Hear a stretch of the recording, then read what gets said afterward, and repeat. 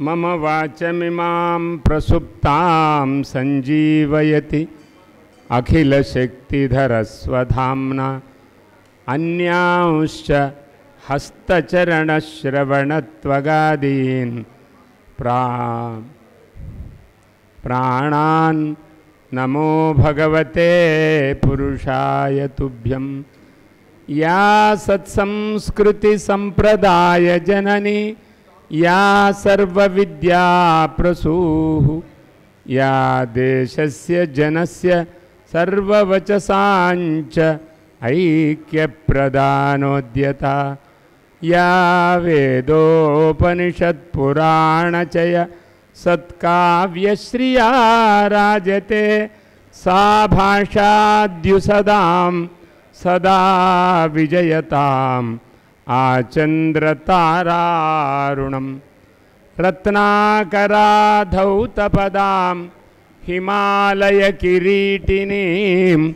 ब्रह्मराजर्षिरत्नाढ्यां वन्दे भारतमातरं वन्दे भारतमातरं।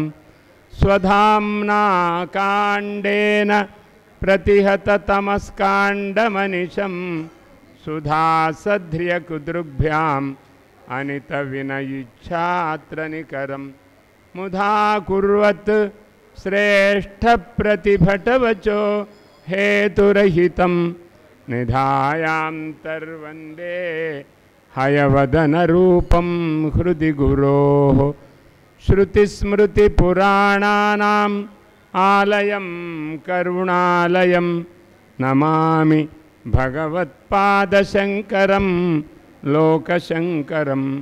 नारायणसमारम्भां व्यासशङ्करमध्यमाम् अस्मदाचार्यपर्यन्तां वन्दे गुरुपरम्परां। गुरुर्ब्रह्मा गुरुर्विष्णुः गुरुर्देवो महेश्वरः गुरुः साक्षात् परं ब्रह्म तस्मै श्रीगुरवे नमः। सच्चिदानन्दरूपाय नमोऽस्तु परमात्मने ज्योतिर्मयस्वरूपाय विश्वमाङ्गल्यमूर्तये।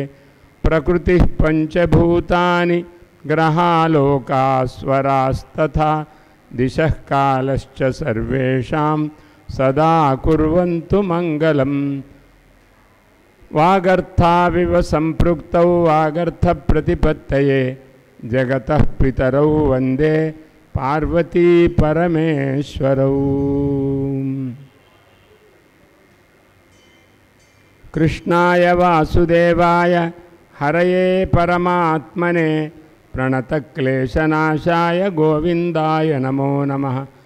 नाम संकीर्तनं यस्य सर्वपापप्रणाशनं प्रणामो दुःखशमनः तं नमामि हरिं परम्।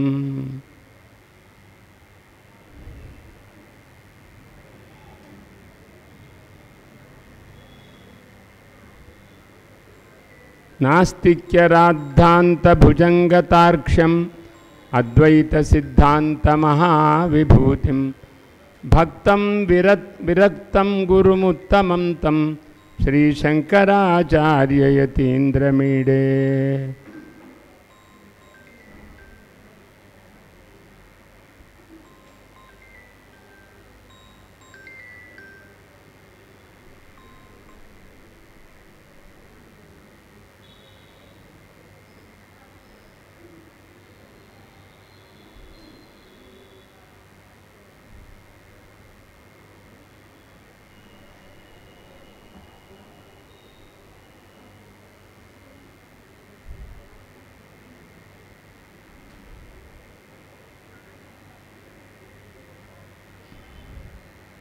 अज्ञानां जाह्नवीतीर्थं विद्यातीर्थं विवेकिनां सर्वेषां सुखदं तीर्थं भारतीतीर्थमाश्रये।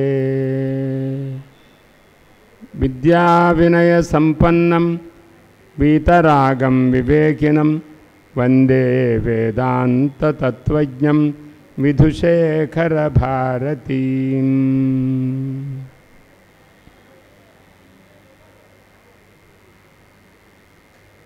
పార్థాయ ప్రతిబోధితాం భగవతా నారాయణేన స్వయం వ్యాసేన గ్రథితాం పురాణమునినా మధ్యే మహాభారతం అద్వైతామృతవర్షిణీం భగవతీం అష్టాదశాధ్యాయినీం అంబ త్వామనుసందధామి భగవద్గీతే భవద్వేషిణీ.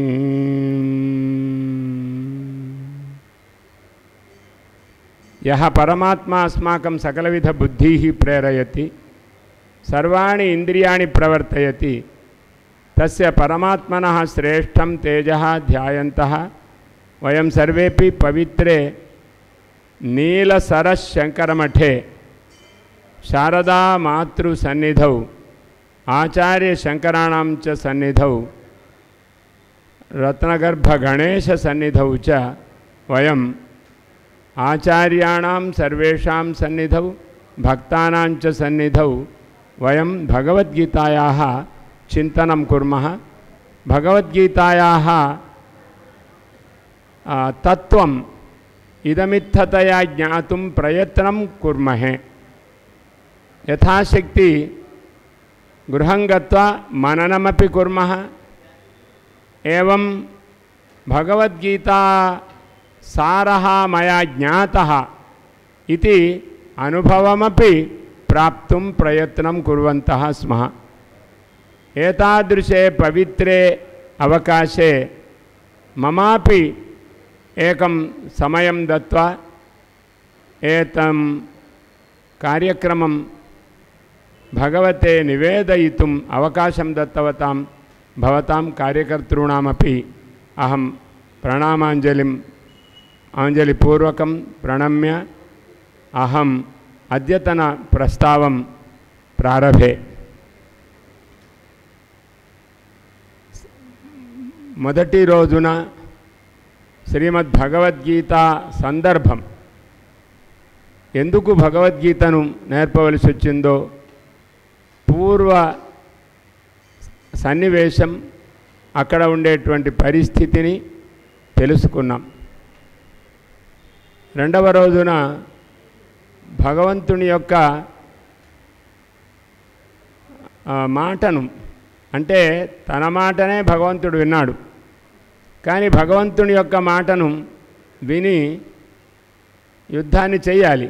కానీ అలా కాకుండా సేనయోరుభయోర్మధ్యే రథం స్థాపయమేచ్యుత యావదేతా నిరీక్షేహం యోద్ధుకామాన్ అవస్థితాన్ అని అంటే, సరే నీవన్నట్టుగా యుద్ధరంగంలో మధ్యలో నిన్ను ఉంచుతాను అని భగవానుడు అలా నిలబెట్టిన తర్వాత కూడా తాను ఎవరిని చూడాలో వాళ్ళని చూడకుండా బంధువులను మిత్రులను చూడడం మొదలుపెట్టాడు. శత్రువులను చూడడానికి బదులు బంధుమిత్రులను చూస్తూ ఉంటే ఇది అయుక్తమైనటువంటి కర్మ. నీవు ఏ విషయాన్నైతే మనస్సులో పెట్టుకొని వచ్చావో, ఏ లక్ష్యంతో వచ్చావో ఆ లక్ష్యాన్ని నీవే నీ చేతుల నీ మనస్సు ద్వారా దానికి వ్యతిరేక భావం కలిగినటువంటి వాడవి నువ్వు ప్రవర్తించావు అని భగవానుని యొక్క నిందకు గురి అయినటువంటి అర్జునుణ్ణి ఆ నిందించిన తర్వాత భగవానుడు, నీవు కొంచెం ఆలోచించు, ఎవరిని చంపుతావు, ఎవరి కోసం ఏడుస్తున్నావు అని ప్రారంభం చేసి ఆత్మ యొక్క స్వరూపాన్ని మూడవ రోజున కూడా చెప్పాడు. ఆత్మ యొక్క స్వరూపం ఎలాంటిదో ఒకసారి ఆలోచించు. ఈ ఆత్మ నీకు కనపడుతుండేటువంటి శరీరాలకు వేరైనటువంటిది. నాకు నీకు మనందరికీ ఉండేటువంటి శరీరాలు కాదు, అది వేరే. కాబట్టి వేరైనటువంటి ఆత్మను నీవు ఆలోచిస్తున్నావు కనుక అదే నీవు అనేటువంటి ఒక అనుభవం అందరికీ ఉన్నట్టుగానే నీకు కూడా ఉంది. అలాంటప్పుడు అదేమో నశించదు. నశించని ఆత్మ గురించి నీవు నశిస్తుందని భ్రమపడి దుఃఖపడడం అనేది ఎంతవరకు సబబు అని మూడవ రోజున కూడా భగవానుడు చెప్పాడు. అయితే ఇదంతా కూడా మూడవ నిమిషం అని. అక్కడ మొదటి నిమిషములో ఈ దుఃఖపడ్డాడు, రెండవ నిమిషములో భగవానుడు ఏమిటి ఇలా ప్రయత్నం చేస్తున్నావేమిటి, ఏమి నీవు ఇక్కడికి వచ్చి ఏమైనా బుద్ధి ఉందా లేదా అని మెల్లగా మాట్లాడాడు, వాళ్ళందరికీ వినపడకుండా.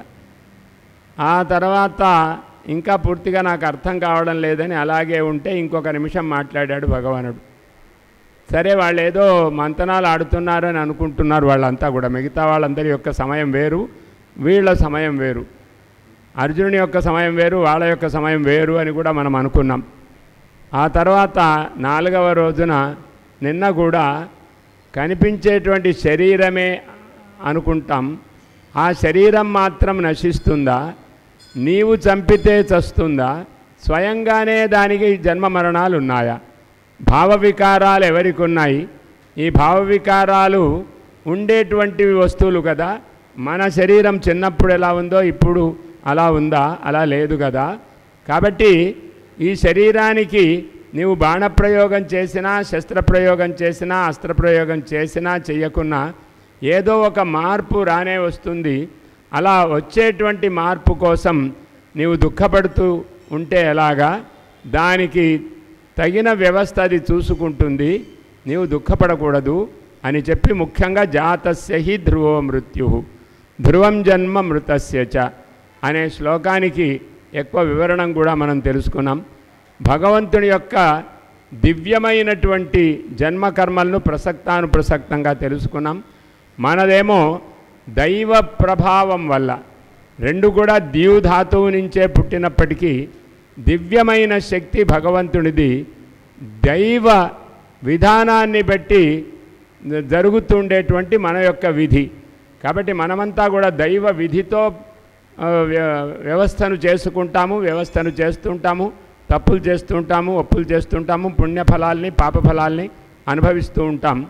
కానీ భగవంతుడు దివ్యమైనటువంటి జన్మకర్మలు కలిగిన వాడు కాబట్టి మనకు ఉపదేశం చేసేటువంటి స్వభావము, మనందరినీ కూడా నియంత్రించే స్వభావం భగవంతునికే ఉంటుంది.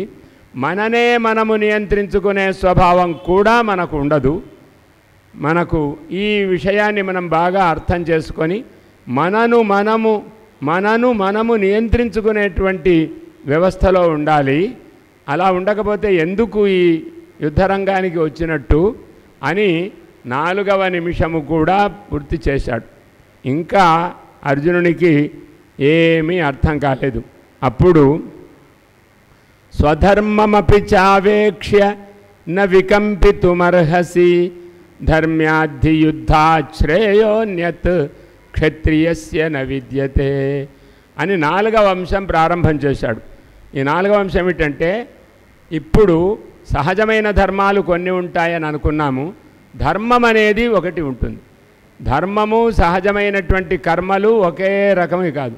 పశువులకు మనకు సమానంగా ఉండేటువంటివన్నీ కూడా సహజ క్రియలు. అవి సహజంగా జరిగేటువంటి ఏ ప్రాణి అయినా అదే పనులు చేయాలి. కాబట్టి ఏ ప్రాణి అయినా అదే పనులు చేస్తుంది. అవే పనులు మనం కూడా చేస్తే మనము కూడా పశు పక్షి కృమికీటక స్వరూపులమే అయినట్టుగా ఉంటాం. కానీ మన మనుష్యునికి ఒక విశిష్ట స్వరూపం ఉంది. శ్రేయశ్చ ప్రేయశ్చ మనుష్యమేతః. మనుష్యునికి మాత్రమే శ్రేయస్సు ప్రేయస్సు అనేవి ఉంటాయి. కాబట్టి మనుష్యుడు పశుపక్షి కృమికీటకాదుల్లాగా ప్రవర్తించకూడదు.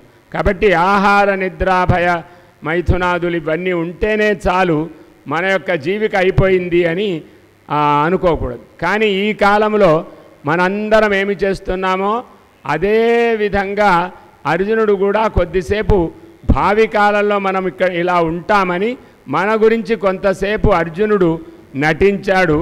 భగవానుడు కూడా ధర్మాన్ని తెలియజేసి అతన్ని మళ్ళీ ధర్మప్రసక్తుణ్ణి చేశాడు. ఆ సందర్భంలో మనం ఉన్నాం. మనమంతా కూడా మన కర్తవ్యాలన్నీ కూడా వదిలిపెట్టాం. అన్నీ అంటే కర్తవ్యాలను వదిలిపెట్టాము అంటే ధర్మాన్ని వదిలిపెట్టాం. ధర్మము అంటే పెద్దవాళ్ళ మాటను వినడం అనే దాన్ని మనకు పాశ్చాత్యులే నేర్పారు. మీ అమ్మ మాట వినకు అంటే మీ నాన్నగారు అమ్మగారు చెప్పే వేదాధ్యయనము చెయ్యకు. అలాగే వాళ్ళు వ్యవసాయము మొదలైనవి చేస్తే నిన్ను తక్కువగా చూచినట్టు లెక్క, అందువల్ల నీవు తక్కువగా చూడబడుతున్నావు. కాబట్టి వ్యవసాయం చేయకు, మీ ఇంట్లో ఉండేటువంటి పనిని చెయ్యకు, మేము ఉద్యోగం ఇస్తాం, మేము ఉద్యోగం ఇస్తాం, మేము ఉద్యోగం ఇస్తాము అని పాశ్చాత్యులు ఏం చేశారంటే అన్ని వర్ణాల వారిని ఒక 100 సంవత్సరాలు ప్రయత్నం చేశారు, 200 సంవత్సరాలు కూడా ప్రయత్నం చేశారు. మేము ఉద్యోగం ఇస్తాము, రండి. కానీ అప్పుడు ఎవ్వరూ రాలేదు. మాకు పనులున్నాయి, మా పనులు అయిన తర్వాత కదా ఉద్యోగం, మా పనులు అయిన తర్వాత కదా మేము డబ్బు కోసం ప్రయత్నం చేసేది, మా పనులు అయిన తర్వాత కదా మేము ఏదైనా క్రొత్త పనిని ఆరంభం చేసేది, మా పనులు అయిన తర్వాత కదా మీ పని చేసేది అని ఇన్ని రకాలుగా కూడా ఆలోచించి ఎక్కువ మంది పాశ్చాత్య వ్యవహారానికి వాళ్ళెవ్వరూ కూడా చేయూతనివ్వలేదు.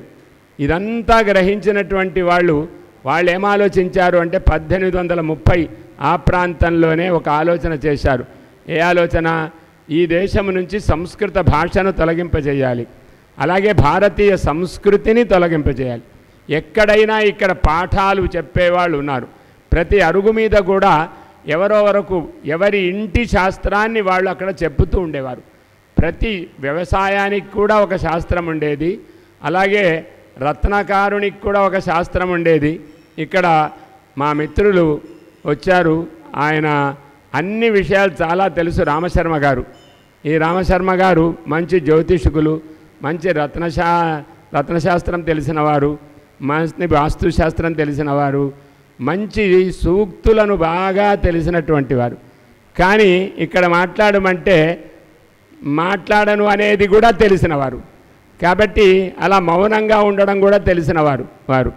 చాలా విషయాలు తెలుసు. అన్నింటికి కూడా ఎవరికి వాళ్ళ ఊరిలో కల్వకుర్తి వారి గ్రామం, ఆ ఊరిలో ఉండే వాళ్ళందరికీ, అన్ని వర్ణాల వారికి అందరికీ కూడా వాళ్ళ వంశ ఉద్ధరణకు ఏమి కావాలో అవన్నీ ఉపాయాలు ఆయన ఈ కాలంలో కూడా చెబుతున్నారు. ఇలా చెప్పి అందరికీ కూడా వాళ్ళ వర్ణ ఆశ్రమ వ్యవస్థను, వాళ్ళ గృహ ఆచారాలను చెప్పి నీవు ఇది చెయ్యాలి, నువ్వు ఇది చేయకూడదు అని అందరినీ కూడా నియమించి గ్రామానికి ఏకైక ప్రతినిధిగా ఒక అధికారిగా ఉన్నారు ఆయన. అయితే అధికారికంగా తనను ప్రకటించుకోరు, క్రియారూపంగా చేసే వ్యక్తులు. ఇలాంటి పురోహితులు చాలామంది భారతదేశంలో ఉండేవారు. అలా అందరూ భారతదేశంలో పురోహితుల వల్ల అన్ని వర్ణాల వారు, ఆశ్రమాల వారు తమ ధర్మాన్ని తెలుసుకొని స్వం చరిత్రన్ శిక్షేరన్ పృథివ్యాం సర్వమానవాహ అని మనువు చెప్పినట్టుగా ఏతద్దేశ ప్రసూతస్య సకాశాత్, ఈ దేశంలో పుట్టిన ఒకానొక మహా వ్యక్తి వల్ల, ఆయన ఎవరు? అగ్రజన్మన అంటే తన జన్మమును అగ్రముగా భావించినవాడు. అంటే నేను అందరి కోసము ఉపకారం చేసే జన్మ కలవాణ్ణి అని ఎవరైతే ఆలోచిస్తారో అలాంటి వాటి వల్ల అందరూ కూడా తమ చరిత్రను, తమ సంస్కృతిని, తమ ఆచారాలను, తమ విధులను తెలుసుకోవాలి అనేటువంటి నియమం చేత పురోహితులు అన్ని వర్ణాల వారికి, అన్ని ఆశ్రమాల వారికి అన్ని కర్మలు తెలిసి వాళ్ళందరినీ కూడా ప్రేరణ చేసి అందరినీ ఒక మార్గంలో నిలిపేవారు. కాబట్టే ఇక్కడ ఉండేటువంటి ఇతర విదేశీ ప్రభువులు కూడా ఇక్కడ ఉండేటువంటి పురోహితులకు వాళ్ళు విశ్వాసముతో స్వాగతం చెప్పారు. ఇక్కడ ఈ ప్రాంతంలో ముఖ్యంగా మన తెలంగాణ, ఆంధ్ర ప్రాంతంలో ఉండేటువంటి వాళ్ళకు, మిగతా చోట కూడా ఇలాగే ఉన్నారు, దేశమంతా ఇలాగే ఉన్నారు. కానీ పైత్యం ఎక్కువగా విజృంభించలేదు అప్పుడు. కాబట్టి వాళ్ళు పాశ్చాత్యులు ఈ విషయాన్ని ఆలోచించి ఈ పురోహితుల యొక్క మాటను వినకుండా చెయ్యాలి.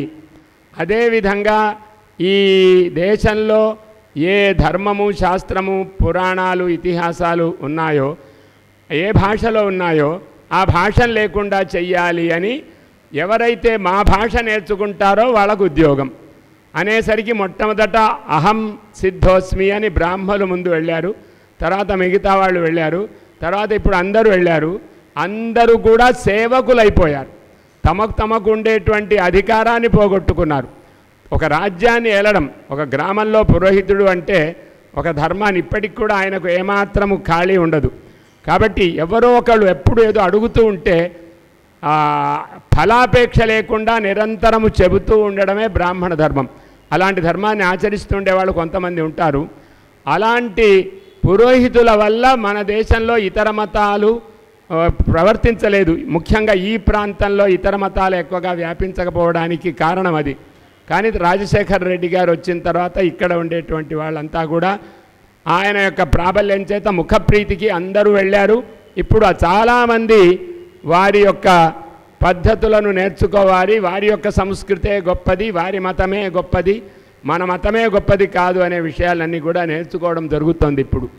కాబట్టి ఇంత వైషమ్యం కారణం ఏమిటంటే మన సంస్కృతిని వదలాలని వాళ్ళు 200 సంవత్సరాలు చేసిన ప్రయత్నము మన స్వాతంత్ర్యం వచ్చిన తర్వాత మన దగ్గర మొదలైంది. ఒక 30 సంవత్సరాల నుంచి మాత్రం చాలా తీవ్రమైంది. కాబట్టి ఈ 30 సంవత్సరాలలో జరిగినంత అత్యాచారం, అంటే మన హిందూ సంస్కృతికి జరిగిన అత్యాచారం ఎక్కడా జరగలేదు. కాబట్టి ఇప్పుడు మనం మేలుకోవాలి. మనమంతా మన ధర్మం అంటే గౌరవముతో ఉండడాన్ని అలవాటు చేసుకోవాలి. మన హిందుత్వం అనేది మనందరికీ కావలసిన ధర్మం. ఆ ధర్మమును గౌరవంగా ఆలోచించాలి. కాబట్టి అదేవిధంగా 4 రోజుల నుంచి చెప్పిన అర్జునుడికి ఏమీ మనస్సుకి ఎక్కలేదు. ఇప్పుడు ధర్మం అనే శబ్దాన్ని ఇప్పుడు భగవంతుడు ప్రారంభం చేశాడు.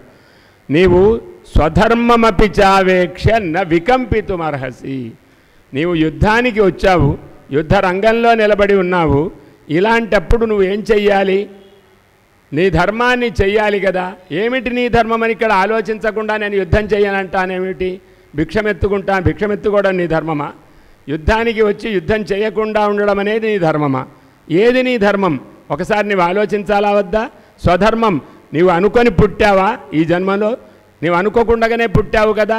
క్షత్రియుడవు ఎందుకు పుట్టావు? నీవు భిక్షను చేసుకొని బ్రతకాలి అంటే ఒక బ్రాహ్మణుడిగా పుట్టవచ్చు, లేకపోతే ఇంకొకరుగా పుట్టవచ్చు. ఎందుకు పుట్టలేదు? నీ చేతిలో లేదు నీ పుట్టుక. ఎవరి చేతిలో కూడా ఎవరి పుట్టుక లేదు. ఎవరో ఒకళ్ళు రాస్తే మిగతా వాళ్ళంతా కూడా వాళ్ళకు లోబడి ప్రవర్తించరు. ఎవరు కూడా ఎవరిని పాడు చేయరు. అనాదిగా వస్తూ ఉన్నటువంటి సంప్రదాయాన్నే అందరూ చెబుతున్నారు తప్ప, బ్రాహ్మణులు కూడా అదే చెప్పారు తప్ప, బ్రాహ్మణులు కొత్తగా నూరిపోసి క్రొత్తగా ధర్మాన్ని స్థాపన చేయలేదు. ఉన్న ధర్మాన్ని వ్యాప్తి చేయడము, ఉన్న ధర్మాన్ని ప్రతిష్ఠ చేయడము, తమ ధర్మాన్ని తాము నిలుపుకుంటూ పరధర్మాన్ని కూడా నిలుపుతూ ఉండడం కోసం రాముడు ఏ విధంగా వ్యవహరించాడో అలాగే ఇప్పుడు కొంతమంది మాత్రం వ్యవహరిస్తున్నారు. స్వధర్మే పరధర్మస్య రక్షిత, రక్షిత స్వస్య ధర్మస్య స్వజనస్య చ రక్షిత, రక్షిత పరధర్మస్య చ అని రామునికి గుణాలు చెప్పడం జరిగాయి. రక్షిత స్వస్య ధర్మస్య, తన ధర్మాన్ని తాను రక్షించుకుంటూనే ఉండేవాడు రాముడు. స్వజనస్య చ రక్షిత, స్వజనాన్ని రక్షించడం. రక్షించడం అంటే అర్థమేమిటి? మన పిల్లల్ని రక్షించడం అంటే అర్థమేమిటి? పిల్లలకు పిల్లల యొక్క ధర్మాన్ని తెలియజేస్తేనే రక్షించడం. వాళ్ళకు డబ్బు వల్ల రక్షణ వస్తుంది అని చెబితే అది మనం రక్షించినట్టు కాదు. ముందు డబ్బు కనపడుతుంది, శ్రేయో మార్గములో రాళ్ళు రప్పలు కనపడతాయి. ప్రేయో మార్గంలో పూలు, చక్కని విశాలమైనటువంటి వీధులు, రాళ్ళు రప్పలు లేనటువంటి పరిస్థితులన్నీ ప్రేయో మార్గంలో కనపడతాయి. చక్కగా ఉద్యోగము, చక్కగా డబ్బులు ఇవన్నీ కూడా వస్తున్నాయి కదా. ఇంకా ఎందుకు నీవు రోజు గంటల పడి జపము అనుష్ఠానము చేయడం ఎందుకు? శంకర మఠానికి రావడం ఎందుకు? అమ్మవారిని పూజించడం ఎందుకు? ఇవన్నీ అక్కర్లేదు. అదిగో చూడు ఆ దారి బాగుంది, అలా వెళ్ళిపో అని అలా వెళ్ళిపోయేటట్టుగా చెప్పేటువంటి మార్గము ప్రేయో మార్గం. అలా ప్రేయో మార్గాన్ని వాళ్ళు చూపించారు, పాశ్చాత్యులు మనకు చూపించారు. అంటే అప్పుడు కూడా మనం వెళ్ళలేదు. ఎవరో కొంతమంది దౌర్భాగ్యం కలిగిన వాళ్ళు కొంతమంది వెళ్ళారు. కానీ నిజంగా పూర్తిగా స్వాతంత్ర్యం వచ్చిన తర్వాత అందరూ వెళ్ళారు. 30 సంవత్సరాల క్రితం నుంచి ఇది లేకపోతే మనకు బ్రతుకు లేదు అనేటువంటి ఆలోచనతో మనమంతా కూడా 30-40 సంవత్సరాల నుంచి పూర్తిగా పరతంత్రులమైపోయి స్వధర్మాన్ని పూర్తిగా మనమే మన కాళ్లతో నేల రాచేశాం. ఈ విషయాన్ని మనం గమనించి మళ్ళీ మన కాళ్లను కడుక్కొని మళ్ళీ మనము చేతులను కూడా కడుక్కొని, ఈ కాలంలో చేతులు కడుక్కోవడం అంటే భోజనం చేసే ముందు చేతులు కడుక్కోండి అని అంటున్నారు. పూర్వము భోజనం చేసేటప్పుడు కాళ్ళు కడుక్కోండి అనేవాళ్ళు. ఇప్పుడంతా ఏమీ లేదు, చేతులు కడుక్కోండి అంటే కాళ్ళు కడుక్కోకుండా ఎలా వచ్చారో అదే పాదరక్షలతో పాటు అదే విధంగా తిను అని అర్థం. అలా తినడము మెయ్యు అని కూడా అర్థం. మేయు అంటే ఎందుకు మేయు అంటే నడుస్తూ తినేదాన్ని మేయడం అంటారు. నడుస్తూ ఉండడము తింటూ ఉండడం ఈ రెండు ఎవరి లక్షణాలు? చరగతి భక్షణయో. గమనము ఒక అర్థము, భక్షణము ఒక అర్థం. అంటే పని చేస్తూ నడుస్తూ తింటూ ఉండడం. ఈ నడుస్తూ తింటూ ఉండడం అనేటువంటిది గతి భక్షణం. ఆ గతి భక్షణం అనే రెండింటినీ చర అనే ధాతువు సూచిస్తుంది. కాబట్టి గౌహు చరతి అనాలి. గౌహు చరతి అంటే గోవు మేస్తోంది అని అర్థం. ఇప్పుడు అవి మేయడం లేదు. వాటినన్నిటినీ ఒక దగ్గర కూర్చోబెట్టి గోవులనన్నిటి కూడా కదలకుండా చేసి వాటికి భోజనం పెడుతున్నాము. మనుష్యులేమో ఇక్కడి నుంచి అక్కడికి, అక్కడి నుంచి ఈ కూర దగ్గరికి మళ్ళీ వెళ్ళడము, మళ్ళీ ఆ కూర దగ్గరికి వెళ్ళడము, మళ్ళీ అక్కడ భిక్షాందేహి అని అనకున్న భిక్షని మెత్తడం, వాళ్ళెవరూ లేకపోతే తన చేతినో ఎంగిలి చేతినే తానే పెట్టుకొని తినడం. ఇది లేకపోతే పెళ్ళి కాదు అని మనం అనుకుంటున్నాం. ఇది లేకపోతే, ఇలాంటి భోజనము లేకపోతే పెళ్ళి కాదు, ఇలాంటి భోజనం లేకపోతే ఒక ఉపనయనం కాదు, ఇలాంటి భోజనం లేకపోతే ఒక మనము విందు పెట్టినట్టు కాదు అని అనుకుంటున్నాం. కాబట్టి దయచేసి ఇక్కడికి వచ్చిన వాళ్ళమందరము కూడా ఒత్తిడితో ఇలాంటి భోజనాన్ని వదిలింపజేద్దాం. అంటే మేయడాన్ని వదిలిద్దాము. మేయడం అనే దాన్ని వదిలించేసేసి వడ్డించడం అనేదాన్ని, ఇప్పుడు వడ్డించడం కూడా ఎవరికి అలా తింటూ ఉంటే ఈ పైన వడ్డించే పాత్రను కూడా వాళ్ళ కంచంలో పెట్టి వడ్డిస్తున్నారు. ఒక పూజనీయంగా గౌరవంగా దూరం నుంచి మర్యాదగా వినయముతో వంగి కనీసం 4 అంగుళాల పైన నుంచి వేయడానికి బదులు వాళ్ళ అన్నంలోనే పప్పు కూడా కలిసిన ఉంటాయి, ఈ అన్నాన్ని కూడా అలాగే కలిసి తోసేస్తున్నారు. అలా తోయడం జరుగుతోంది కానీ పరివేషణం లేదు. పరివేషణం వేరు, ప్రాపణం వేరు. వీళ్ళు ప్రాపణం చేస్తున్నారు కానీ పరివేషణం చేయడం లేదు. ఇలాంటివి చేస్తున్నారు. అలాగే వాళ్ళు ఎక్కడ పాత్ర పెట్టుకో, ఇది పాత్ర అనుకోండి, దీని మీదనే ఆ పరివేషణం చేసే పాత్రను కూడా ఇక్కడే పెట్టేసేసి, ఈ పాత్రలోనే ఆ పాత్ర కూడా పెట్టేసేసి అందులో నుంచి ఇక్కడ శ్రమ తగ్గుతుంది అనేటువంటి అక్కడే వడ్డిస్తున్నారు. ఇది ఒక వ్యక్తికి భోజనం పెట్టడం అంటే దేవతార్చన, దేవతకు అర్చన చేయడం. ఒక బ్రాహ్మణుడికి భోజనం పెట్టడం అంటే బ్రాహ్మణుడిని అర్చించడం. ఒక బంధువుకు భోజనం పెట్టడం అంటే బంధువును అర్చించడం, పూజించడం. కాబట్టి దేవతా అర్చన, దేవతార్చన కోసం రండి అని చెప్పడం. అలా కాకుండా ఏమి ఈ కాలంలో కుదరండి, వడ్డించే వాళ్ళకి కష్టం, బంధువులకు కష్టం, మిత్రులకు కష్టం. పూర్వం మాత్రం కష్టం లేదా? వాళ్ళు ఎలా వచ్చారు? ఇప్పుడు కూడా వంట చేసి ఉంచండి, పెళ్ళిళ్ళల్లో ఆకలైనటువంటి వారు వడ్డించాలి అని చెప్పండి. దయచేసి ఆకలైన వాళ్ళు వడ్డించండి, ఇంకొకళ్ళకు వడ్డించి మీరు తర్వాత కూర్చోండి, మీకు వాళ్ళు వడ్డిస్తారు. కనీసం అలా అయినా చేసి కొంచెం పవిత్రంగా మన ఆచారాన్ని, మన సంప్రదాయాన్ని మనము రక్షించుకోకపోతే ఎవరు రక్షిస్తారు? ఇది ఒక ధర్మం. ధర్మానికి ఉదాహరణలు ఇలా ఎన్నో చెప్పవచ్చు. అలాగే అధ్యయనం, వ్యవసాయము చేయడం అనేది ఒక ధర్మం. ఈ వ్యవసాయము చేయడం అనేది వ్యర్థంగా ఒక క్షణము కూడా ఉండకపోవడమే వ్యవసాయదారుని యొక్క లక్షణం. వ్యవసాయదారుడు ఎప్పుడైనా కొంచెం సరదాగా వెళ్ళొద్దాము, అలా తిరిగొద్దామని ఎప్పుడైనా అనుకుంటాడా? ఏ వ్యవసాయదారునికి కూడా హాయిగా కొంతసేపు విహారంగా వెళ్ళి రావడానికి తగిన అవకాశం ఉండదు. ఏ పురోహితునికైనా, గ్రామం మీద దృష్టి కలిగిన పురోహితునికి ఏదైనా ఉంటుందా? రామశర్మ గారిని అడగండి. ఆయనకు ఒక్క క్షణం మా గోవురుకు రమ్మంటే ఆయన రారు, నేను వారి ఊరికి రమ్మంటే నేను రాను. ఆయన రోజు భాగ్యనగరము, కల్వకుర్తి, భాగ్యనగరము ప్రయాటనం చేస్తుంటారు. నేనేమో నా సంస్కృత గ్రామము, సంస్కృత ప్రయోజనం నాది. ఏవం రీత్యా నిరంతరం కర్మ ఏ కుర్వంతి, స్వార్థం ఏ కర్మ న కుర్వంతి, తే ధర్మపరాయణా భవంతి.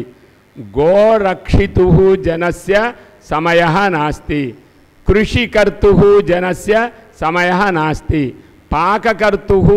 పాకకర్త్ర్యాః మాతుః సమయః నాస్తి. అతః येषां సమయః నాస్తి తేషాం అనువర్తనమేవ ధర్మః. येषां సమయః అస్తి తేషాం శౌర్య ప్రదర్శనం, విద్యా దర్శనం. చదువు ఎవరికి అంటే ఎవరికైతే ఖాళీ ఉందో వాళ్లకు. ఖాళీ ఎవరికి ఉంటుంది? ఎవరికి ఉండదు. తమ ధర్మాన్ని తాము రక్షిస్తూ ఉంటే ఖాళీ ఉండదు. కాబట్టి శౌర్యాన్ని నిరంతరము చేస్తూ ఉండేటువంటి క్షత్రియునికి ఖాళీ ఉండదు. అలాగే నిరంతరము స్వాధ్యాయ ప్రవచనాలు చేసేటువంటి బ్రాహ్మణునికి ఖాళీ ఉండదు. నిరంతరం గోరక్షణ చేసేటువంటి వ్యక్తికి ఖాళీ ఉండదు. నిరంతరం వ్యాపారం చేసేటువంటి వ్యక్తులు ఎవరైనా బయటికి వచ్చి విలాసంగా తీర్థయాత్రకు వెళ్ళడానికి కూడా వాళ్ళకు అవకాశం ఉండదు.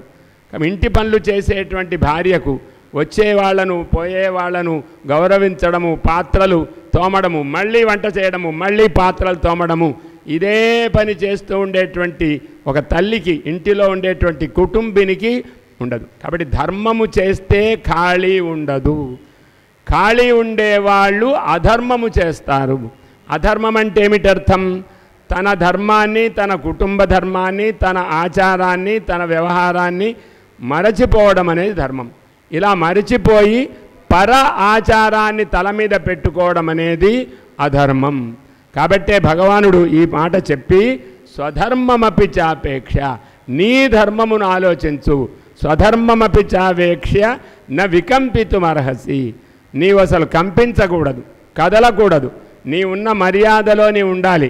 ఏదో సరదాగా అనుకుంటున్నావా, మేమంతా వ్యర్థంగా ఉన్నామనుకుంటున్నావా? ఈ రథాలు ఎందుకు, ఇంత ఒక ముహూర్తం పెట్టడం ఎందుకు, వంట వాళ్ళందరినీ కూడా తీసుకొచ్చి అక్కడ వంట చేయించడం ఎందుకు, కూరగాయల వాళ్ళందరినీ కూడా కూరలు తెమ్మని చెప్పడం ఎందుకు, తరిగే వాళ్ళు తరుగుతున్నారు, వంట చేసేవాళ్ళు వంట చేస్తున్నారు. 2 రోజుల నుంచి యుద్ధం ప్రారంభమైంది. యుద్ధం ప్రారంభమైంటే యుద్ధానికి ముహూర్తం ప్రారంభమైంది, యుద్ధానికి గణపతి పూజ ప్రారంభమైంది, యుద్ధానికి పుణ్యాహవాచనం జరిగింది. ఈ రోజున ఎవరెవరితో ఎవరు యుద్ధం చెయ్యాలో వాళ్ళతో యుద్ధం చెయ్యాలి అనే విషయాన్ని చూసుకోవలసినటువంటి అవసరం ఉంది. ఇలాంటి పనులన్నీ కూడా చెయ్యాలి. అక్కడ చేసేవాళ్ళు ఏకాదశి ఎవరైతే చేస్తున్నారో వాళ్ళకు ఫలాలు కోసేవాళ్ళు ఫలాలు అలా కోసి ఇస్తూ ఉన్నారు. తినేవాళ్లకు వాళ్ళంతా సిద్ధం చేస్తున్నారు. ఇంతమంది వచ్చి యుద్ధము కోసం, ధర్మ్యమైన యుద్ధం, ధర్మానికి అపేతము కాని యుద్ధాన్ని వాళ్ళు చేయడానికి సిద్ధపడి వస్తే, నేను యుద్ధం చేయనంటే నువ్వు ఒక్కడవు మానేస్తే అందరూ మానేస్తారు. ఏ విధంగా మనం ఒక్కళ్ళం కళ్ళు మూసుకుంటే మనకు ఏ విధంగా జగత్తు కనిపించదో, మన కళ్ళు మూసుకుంటే మనకే జగత్తు ఉండదో, అదేవిధంగా నీ ఒక్కడవు యుద్ధం మానేస్తే ఇక్కడ ఎవరికీ యుద్ధం ఉండదు. ధర్మరాజుకు మాత్రం పట్టి ఉందా యుద్ధం చేయడం అనేది? అర్జున, నీవు యుద్ధం మానేసేస్తే నకులుడు యుద్ధం చేస్తాడా? సహదేవుడు యుద్ధం చేస్తాడా? భీముడు యుద్ధం చేస్తాడా? నీవేమో కోపం అంతా వదిలేసేసుకొని అందరూ అన్నలు, తమ్ముళ్ళు, మేనమామలు అందరూ ఉన్నారని చెప్పని నీవు అనుకుంటే నువ్వు ఎందుకోసం వచ్చినట్టు? మా అందరి పనిని ఎందుకోసం చెడగొట్టినట్టు? ఇక్కడికి రాజులందరినీ కూడా తీసుకొచ్చింది ఎందుకు? మీరు మా పక్షంలో ఉండండి, మీరు మా పక్షంలో ఉండండి, మీరు దయచేసి మా పక్షంలో ఉండండి అని 7 అక్షౌహిణుల సైన్యాన్ని తీసుకొచ్చావు కదా. అటువైపు వాళ్ళు 11 అక్షౌహిణుల సైన్యాన్ని తీసుకొని వచ్చారు కదా. ఆ సైన్యాన్ని వాళ్ళెందుకు తీసుకొచ్చినట్టు? కాబట్టి స్వధర్మమపి చావేక్ష న వికంపితుమర్హసి, స్వధర్మమని కదా ఇంతసేపు ఆలోచించి నేను కూడా వెళ్ళాను, నీవు చెప్పినట్టుగా వీరు చెప్పినట్టుగా 5 ఊళ్ళే చాలు అని చెప్పాను, వాళ్ళు వినలేదు కదా. వినకుండా ఉన్నా కూడా ఇంకా బతిమిలాడి మేము మీకే సేవ చేస్తామంటే, పాశ్చాత్యులకు మనం ఇప్పుడు కూడా స్వాతంత్ర్యం వచ్చిన తర్వాత కూడా దాస్యం చేయడం అనేది ఎలాంటిదో అలాంటి పని నువ్వు చేస్తున్నావు అని ఈ ఉపమానం చెప్పలేదు, అది మనం ఇప్పుడు చెప్పుకోవాలి. కాబట్టి ఇలా స్వధర్మమును ఆచరించి స్వధర్మాన్ని వదిలిపెట్టడం అనేది మన ఇంటి బోధను చెప్పకుండా, ఇంటిలో ఎవరెవరు ఉంటారో తెలియజేయకుండా, ఇంటి ధర్మాలను చెప్పకుండా బయటికి వెళ్ళు, చదువుకో, డబ్బులు సంపాదించు అని డబ్బుల కోసం బయటికి పంపడం ధర్మాన్ని పోగొట్టడమే. ఇది బాగా ఆలోచించాలి. వచ్చే సంవత్సరం నుంచి, ఇప్పుడు రాబోయే మాసం నుంచి పాఠశాలలు ప్రారంభమవుతాయి. ఇక్కడ చదువుతుండే వాళ్ళంతా కూడా అంతర్జాలంలోనే చదువు నేర్పండి, పాఠశాలకు వెళ్ళవలసిన అవసరం లేదు. ఇది నేను చాలా దృఢంగా చెప్తున్నాను. మనం కూడా ధైర్యంగా ఆలోచించాలి. మనం ఈ పాఠశాలలు లేకుండా చేస్తే సగము ధర్మం పెరుగుతుంది. బాగా ఆలోచించండి. మొన్న కరోనాలో పాఠశాలలు లేవు, ఏమీ లేవు. ఒక 2-3 నెలల్లోనే చాలా ధర్మం పెరిగింది, చాలా భారతీయ సంస్కృతి కూడా పెరిగింది. ఇంటికి రాగానే కాళ్ళు కడుక్కోవడం పెట్టింది. మళ్ళీ కరోనా పోయింది, మనం కూడా కాళ్ళు కడుక్కోకుండా నీళ్లు మాత్రం చేతులు కడుక్కోండి, అది ఒకటే మాత్రం ఇప్పుడు వాడుకుంటున్నాం. కాబట్టి ఇలా స్వధర్మాన్ని వదలడం అనేటువంటిది నేర్చుకున్న, ప్రకృతి నేర్పుతున్నా నేర్చుకొని ఒక దుస్థితిని పొందుతున్నాం. కాబట్టి నేను కరోనా దేవతను ప్రార్థిస్తాను. ఓ కరోనా దేవత, నీవెప్పుడు మా ఇంట్లో ఉండు, మా ఊళ్ళో ఉండు, మా నగరంలో ఉండు. అందరూ ఇంట్లోనే ఉంటే ఏమి చెయ్యాలి అనే ఆలోచన అప్పుడు వస్తుంది. కాబట్టి అప్పుడు ఏం ఆలోచన చేస్తాము? నేను ఇంట్లో ఉండి ఏం చెయ్యాలి, నేను ఎవరికి ఉపకారం చేయాలని ఆలోచిస్తాం. మేము సంస్కృతాన్ని కూడా చాలా తరగతులు చెప్పాం, భగవద్గీతను నేర్పారు మా కృపాలు గారు. ఈ విధంగా అన్ని చోట్లలో ప్రతి క్షణము తీరుబడి లేకుండా పనులు చేశాము కరోనా సమయంలో. మీరు కూడా అంతే, మీ పిల్లలతో మాట్లాడుతున్నారు, వాళ్ళతో కావలసిన హాని వృద్ధులను గమనించారు, వాళ్ళకి అవసరాలను తెలుసుకున్నారు, పిల్లలుగా గుర్తించారు, తల్లిదండ్రులను తల్లిదండ్రులుగా గుర్తించారు, పిల్లల మాట తల్లిదండ్రులు విన్నారు, తల్లిదండ్రుల మాటను పిల్లలు విన్నారు, ఒక కుటుంబ వాతావరణం చూశాము. కాబట్టి ఓ కరోనా దేవత రా మళ్ళీ అని మనం ప్రార్థించాలి. అంటే బలవంతంగా చెప్తే తప్ప మనం వినని దుస్థితిలో ఉన్నాము. భగవంతుడు ఇప్పుడు నీ ఇష్టం ఆలోచించు అంటున్నాడు. స్వధర్మమపి చావేక్ష న వికంపితుమర్హసి. ఎంత ప్రేమతో చెప్తున్నాడు భగవంతుడు. నీ ధర్మాన్ని నీవు ఆలోచించు. నీ ధర్మాన్ని ఆలోచించకుండా డబ్బే నీ ధర్మం కాదు, ధర్మము నీ ధర్మం. ధర్మములో డబ్బు ఉంటుంది, మనం గమనించడం లేదు. డబ్బులో ధర్మం ఉండదు, కానీ ధర్మములో డబ్బు ఉంటుంది. పరసేవ అంటే జీవన వృత్తి. జీవన వృత్తి పరసేవ అయితే పరసేవ నీచ సేవనం లాంటిది. ఎవరికి మనం సేవ చేస్తున్నామో తెలియదు, ఎందుకు చేస్తున్నామో తెలియదు, ఎందుకు వాళ్ళ మాటలను పడుతున్నామో తెలియదు. వాళ్ళు తిడుతుంటారు. నేను ఈ సాఫ్ట్వేర్ ఇంజనీర్లు అని కొంతమంది ఉన్నారు, నాకు కనపడిన ఒక 2-3 నేను చూచాను. వాళ్ళ వ్యవహారం వింటున్నాను. వాళ్ళు తెలుగులోనే మాట్లాడుకుంటున్నారు, కొంతసేపు ఆంగ్లంలో మాట్లాడుకున్నారు, తర్వాత దైవికంగా నేను వింటూ ఉండగా తెలుగులోనే మాట్లాడుకున్నాను.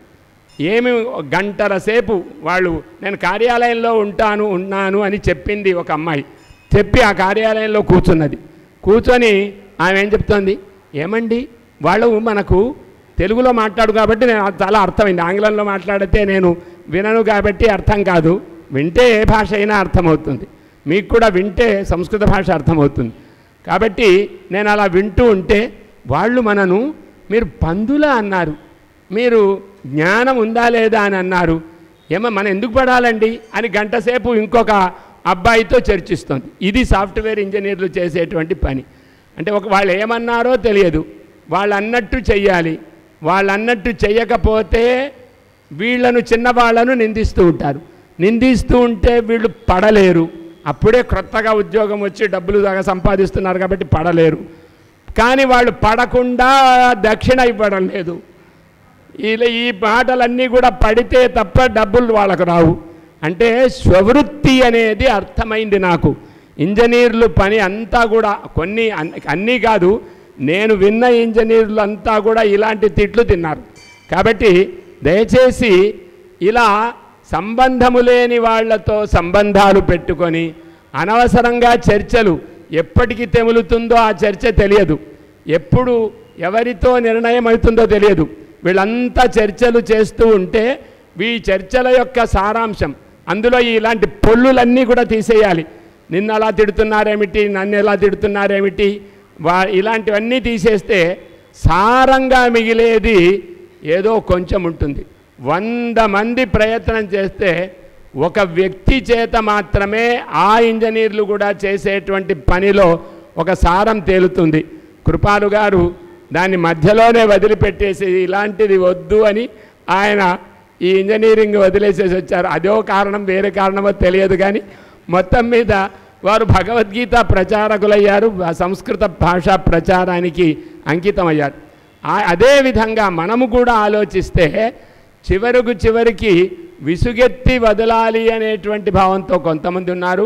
ఇందులో సారము లేదని చాలామంది యువకులు మధ్యలోనే వదిలేసేసి నాకు కావలసినంత డబ్బు వచ్చేసింది కాబట్టి యువకులను మోసగించడానికి యువకులకు ఎక్కువగా డబ్బు ఎర చూపించి వాళ్లను తమ ధర్మముల నుంచి తొలగింప చేయడమే ఈ ఇంజనీర్ల యొక్క కథ అనేది మనకు అర్థం కావడానికి ఇంకా ఒక 20-30 ఏళ్ళైనా అవుతుందో ఎక్కువ అవుతుందో తెలియదు నాకు. కాబట్టి మన యొక్క ధర్మాన్ని వదిలించడం కోసం పిల్లలకు కష్టపడకుండా చేసి పనులు చెప్పి వాళ్ళ కూర్చోవడము, ఇలా అనడము, వాళ్ళ మాటలు వినడము, అవి రాయడము, మళ్ళీ వీళ్ళ సమాధానం రాసినట్టుగా రాయడము, మళ్ళీ చూచి వ్రాత, మళ్ళీ చేతి వ్రాత, ఆలోచన వ్రాత ఎప్పుడు ఉంటుందో తెలియదు. ఇలాంటి వీట్లకు డబ్బులు ఇవ్వేసేసరికి వాళ్లకు కొమ్ములు ఎక్కువైపోయి మా అమ్మ కంటే నాకు బాగా తెలుసు, మా నాన్నగారి కంటే బాగా తెలుసు అనేటువంటి అజ్ఞానము, అహంకారము వృద్ధి అయితే మనం ఏం చేయగలుగుతాం ధర్మాన్ని? కాబట్టి పాఠశాలలకు వెళ్ళకూడదు, ఎందుకంటే ధర్మం కావాలి. కాబట్టి నీవు యుద్ధాన్ని చెయ్యాలి, నువ్వు యుద్ధం చేయవలసిన వాడవు చెయ్యాలి. వీళ్ళంతా యుద్ధానికి చేయవలసిన, ఇప్పుడు పాకిస్తాన్తో మనకు యుద్ధం బాగా వస్తుంది, వచ్చినప్పుడు అందరము కలిసి వెళ్ళాలి యుద్ధానికి. కాబట్టి ఇప్పటి నుంచి కొంచెం సాధన చేయాలి, యోగ సాధన చేయాలి, ప్రాణాయామం చేయాలి, ప్రత్యాహారం చేయాలి. మన ప్రాణాయామము చేత అక్కడ వాణి యొక్క ఒక బాంబు అనబడేటువంటి ఒకనొక ఆయుధ విశేషము అక్కడ చేతి నుంచి జారిపోవాలి. మన బాణాలేమో, మన ఆయుధాలేమో వాళ్ళ స్థావరాలలో ఇప్పుడు ఎలా పడ్డాయో అలా పడాలి. మనవన్నీ కూడా అలా పడ్డాయి, మనకు విజయాన్ని కలిగింది. కానీ వాళ్ళు మాకే విజయం కలిగిందని వాళ్ళు చెప్తున్నారు. ఎవరికి విజయం కలిగింది అనేది ఇప్పుడేమి, ఇంత యుద్ధం చేసినా మనము యుద్ధంలో గెలిచినట్టు కాలేదు, వాళ్ళు కూడా యుద్ధంలో గెలిచినట్టు, ఏమీ చేయకుండా గెలిచినట్టు వాళ్ళు తమ చెప్పుకుంటున్నారు.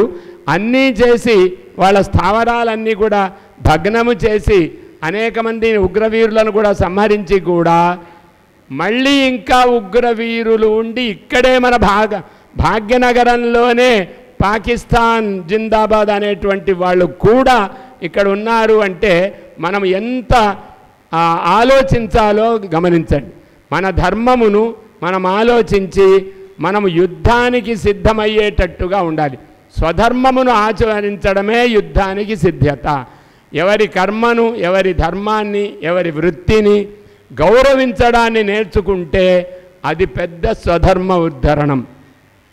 స్వధర్మం అనేది తెలియకపోతే ధర్మం అనేది కూడా తెలియదు. ధర్మము అందరికీ సమానంగా ఉంటుంది, కానీ స్వధర్మము ఎవరికి వాళ్ళకే భిన్నంగా ఉంటుంది. కొన్ని సామాన్య ధర్మాలు ఉంటాయి, అహింస, సత్యం, అక్రోధ, ఇలాంటి గుణాలు ఉంటాయి. ఇవందరికీ సమానమే. అందరము అంటే సద్గుణాలను నేర్చుకోవాలని ఎవరి పిల్లలకు చెప్తున్నారు. తెలియకుండా మనను చూచి నేర్చుకుంటారు పిల్లలు. మనము చూపించుకోవడం లేదు, మన యొక్క వ్యవహారాన్ని చూపించడం లేదు, మన యొక్క విషయాన్ని చూపించలేదు. కాబట్టి అర్జున, నీవు యుద్ధరంగానికి వచ్చి నీ వ్యవహారాన్ని నీవు చూపించకపోతే వాళ్ళు ఏమనుకుంటారో ఒకసారి ఆలోచించు. కాబట్టి స్వధర్మమపి చావేక్ష్య న వికంపితుమర్హసి ధర్మ్యాద్ధి యుద్ధాత్ శ్రేయో అన్యత్ క్షత్రియస్య న విద్యతే. నీవు ధర్మం చేయడం అనేది, నీవు యుద్ధం చేయడం అనేది వేరు కాదు. నీ యుద్ధమే నీకు ధర్మం. కాబట్టి స్వధర్మం యుద్ధం, ధర్మ్యం ధర్మముతో సంబంధము లేనిది కాదు. కాబట్టి యుద్ధము ధర్మముతో సంబంధించింది, దాన్ని నీవు చెయ్యాలి. ధర్మ్యాద్ధి యుద్ధాత్ శ్రేయో అన్యత్ క్షత్రియస్య న విద్యతే. ఇక్కడ వీళ్ళంతా కూడా పని చేయడానికి వచ్చారు, వాళ్ళంతా చేస్తున్నారు. ఇంతమందిని ప్రేరణ చేసి ఇప్పుడు నేను యుద్ధం చేయనంటే ఎవరు ఊరుకుంటారు? నేను ఊరుకోను, జాగ్రత్త అని భగవానుడు చాలా కోపముతో చెప్పాడనమాట. ధర్మము చెయ్యకపోతే సత్పురుషులకు కోపం వస్తుంది, అధర్మము చేస్తే కూడా సత్పురుషులకు కోపం వస్తుంది. కాబట్టి ఎవరు సత్పురుషులు అంటే మనను మంచి పని చేయడం లేదని మనను ఎవరైతే తిడుతూ ఉంటారో వాళ్ళు సత్పురుషులు. మనం పొగిడేటువంటి వాళ్ళంతా కూడా సత్పురుషులు కాదు. మనంతా కూడా గౌరవిస్తూ నమస్కారం చేస్తూ పుష్పమాలలు వేస్తూ పైకి ఎగదోసే వాళ్ళంతా కూడా మనకు హితాన్ని కలిగించేవాళ్ళు కాదు. మన దోషాలను ఎవరైతే చెప్తారో, మన దోషాలను ఎవరి వల్ల మనం వింటామో వాళ్ళు మనకు ధర్మ ప్రవర్తకులు. దానికి చదివే ఉండనక్కర్లేదు, చదవకుండా అలవాటైనటువంటి పద్ధతి ఉండాలి. నిన్న మనం అనుకున్నాం అలవాటుగా ఏడవడం అనేది కూడా అలవాటుగా చేస్తాం. ఏడవడం అలవాటు చెయ్యడం కూడా ఒకసారి కర్తవ్యం. అందరూ ఉన్నప్పుడు ఏడవాలి నాయన, ఏడిచిన తర్వాత శ్రద్ధగా ఆ మరణించిన వ్యక్తికి కర్మలన్నీ కూడా చెయ్యాలి. ఆ కర్మలన్నీ కూడా చేసేటప్పుడు అప్పుడు ఏడవకూడదు. ఇప్పుడు కొంతసేపు 5 నిమిషాలు ఏడవడానికి సమయం ఇచ్చాం, అయిపోయింది. ఇంకా పైన ఇంకా ఇలాగే ఏడుస్తే ఎంతకాలం ఉంటావు? కాబట్టి స్వధర్మాన్ని ఆలోచించు. స్వధర్మమపి చావేక్ష్య న వికంపితుమర్హసి ధర్మ్యార్థి యుద్ధాత్ శ్రేయోన్యత్ క్షత్రియస్య న విద్యతే. ఎందుకంటే యదృచ్ఛయా అనండి, యదృచ్ఛయా చ ఉపపన్నం స్వర్గద్వారం అపావృతం సుఖినః క్షత్రియాః పార్థ లభంతే యుద్ధమీదృశం. మనము అనుకోకుండానే వచ్చింది, ఎవరి జన్మైనా కూడా అనుకోకుండా వచ్చింది. నేను అనుకొని ఉన్నట్టయితే నేనే రామ శర్మగా అయిపోయేవాడిని, ఆయన ప్రభాకర్ శర్మగా అయ్యేవారు. కానీ ఆయన అనుకోలేదు, నేను అనుకోలేదు. కాబట్టి నేనే, ఆయనే, మీరు మీరే, నేనే, ఎవరం వాళ్ళమయ్యాం. ఎవరైనా ఈ ఛాయాగ్రాహకుడు ఎంత చక్కగా తీస్తున్నాడు శ్రద్ధగా, ఆ ఛాయాగ్రహణం నేను చేయాలని నాకు కూడా బుద్ధి ఉంది. కానీ నేను అలా పుట్టలేకపోయాను, నాకు ఆ యోగం లేదు. ఆయన వచ్చి ఇక్కడ ఉపన్యాసం చెప్తుంటే చూడాలని నాకు ఉంటుంది, కానీ ఆయనకు ఆ యోగం లేదు. కాబట్టి ఎవరి యోగము ఎలా ఉంటుంది అనేది ఉదాహరణంగా చెప్పాను. అలాగే మీ అందరి యొక్క కర్మలు వేరువేరై ఉన్నాయి. ఎందుకు వేరై ఉన్నాయి? మీ అలవాట్లు ఎందుకు వేరై ఉన్నాయి? మీ ఆలోచనలు ఎందుకు వేరై ఉన్నాయి? మీ శరీరాలు ఎందుకు వేరై ఉన్నాయి? అందరం ఒకటి కావచ్చు కదా, ఒక తల్లికే పుట్టాం కదా, ఒకే భారతదేశంలో పుట్టాం కదా. కానీ యదృచ్ఛయా చోపపన్నం, ఎవరికో ఒకళ్లకు ఏదో ఒకటి చెయ్యాలి. అందరికీ ప్రసాదం పెట్టాలి. ఆ ప్రసాదములో భల్లాతకి ఫలం ఉంటుంది. భల్లాతకి అంటే కాజు అంటే జీడిపప్పు. జీడిపప్పు రావాలని అందరికీ ఉంటుంది, కొంతమందికి వస్తుంది, కొంతమందికి రాదు. బాదం పప్పు రావాలి అనుకుంటాం, కానీ మనకు రాదు, ఇంకొకళ్ళకి వస్తుంది. పాపం వాళ్ళకి వచ్చింది, మనకు రావడం. ఇలా అనుకుంటూ ఉంటాం. ఇంకొకటి మూడోది ఏం వేస్తారు? ఎక్కువగా ద్రాక్ష వేస్తారు. ఈ ద్రాక్ష మనకు రావాలి అనుకుంటాం, మనకు రాదు, వాళ్ళకు వస్తుంది. వాళ్ళకు రాకూడదు, మనకు రావాలి అనుకుంటాం, మనకు వస్తుంది. ఈ విధంగా ప్రసాదములో కూడా ఎవరికి ఏ ప్రసాదము బాకీ ఉంటే ఆ ప్రసాదం వస్తుంది తప్ప వేరే వాళ్ళ ప్రసాదం మనకు రమ్మంటే రాదు, మన ప్రసాదం వాళ్ళకు రాదు. ప్రసాదం అంటే ప్రసన్నత. కొంతమందికి ప్రసన్నంగా ఉండడం అలవాటు అవుతుంది. వాళ్ళ ప్రసన్నత మనకు రమ్మంటే రాదు, మన కోపం వాళ్ళకు రమ్మంటే వాళ్ళకు రాదు. ఈ విధంగా ఎవరి కోపము, ఎవరి యొక్క స్వరూపము వాళ్ళకే ఉంటుంది, కానీ ఇంకొకళ్ళకు రమ్మంటే ఎలా వస్తుంది? రాదు కదా. కాబట్టే యదృచ్ఛయా, అనుకోకుండా జరిగేటువంటి లక్షణాలు ప్రతి వాళ్లకు. మీరు ఎందుకు అయ్యారు ఇలాగా అంటే, నేనయ్యానా? ఊరికి అనుకుంటాం అజ్ఞానంతో, నిజమే నేను ఇలా అయ్యాను, వాళ్ళు అనేసరికి నిజమే నేను ఇలా అయ్యాను అని చెప్తాం. కానీ నేను ఎలా అయ్యాను? నేను ఇలా కాలేదు, నేను కావాలని నేను అనుకోలేదు. నాకెందుకు ఈ కులంలో నన్ను ఎందుకు పుట్టించావు, ఈ కులంలో ఎందుకు పుట్టించలేదు అని కొంతమంది దుఃఖం పడుతుంటారు. ఆ దుఃఖం ఎందుకు పడాలి? నీ కులము తక్కువ అని ఎవరు చెప్పారు? ఎవరో ఒకళ్ళు అజ్ఞానంతో అన్నారు, అది నువ్వెందుకు ప్రమాణంగా తీసుకోవాలి? కాబట్టి ఎవరి కులం వాళ్ళది, ఎవరి యొక్క యోగం వాళ్ళది, ఎవరి యొక్క పరిస్థితి వాళ్ళది. కాబట్టి ఎవ్వరూ కూడా ముందు ఒకవేళ అనుకుంటే, ఇప్పుడు మీరు అనుకోండి నేను ఆ కులంలో పుడతాను అని అనుకొని తొందరగా మరణించి ఆ కులంలో పుట్టండి.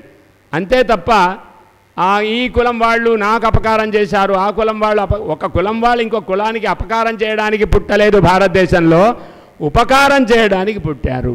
ప్రతి వాళ్ళు కూడా ఉపకారం చేయడానికి, అంటే మనకందరికీ డబ్బుతో సంబంధం లేదు, పరస్పరం సేవ, అందరికీ సేవ చేయడం కోసము ప్రతి వాళ్లకు ఒక ఆనువంశికమైన వృత్తిని భగవంతుడు కల్పిస్తే ఆ వృత్తులన్నిటినీ కూడా ఇప్పుడు పోగొట్టుకున్నాం.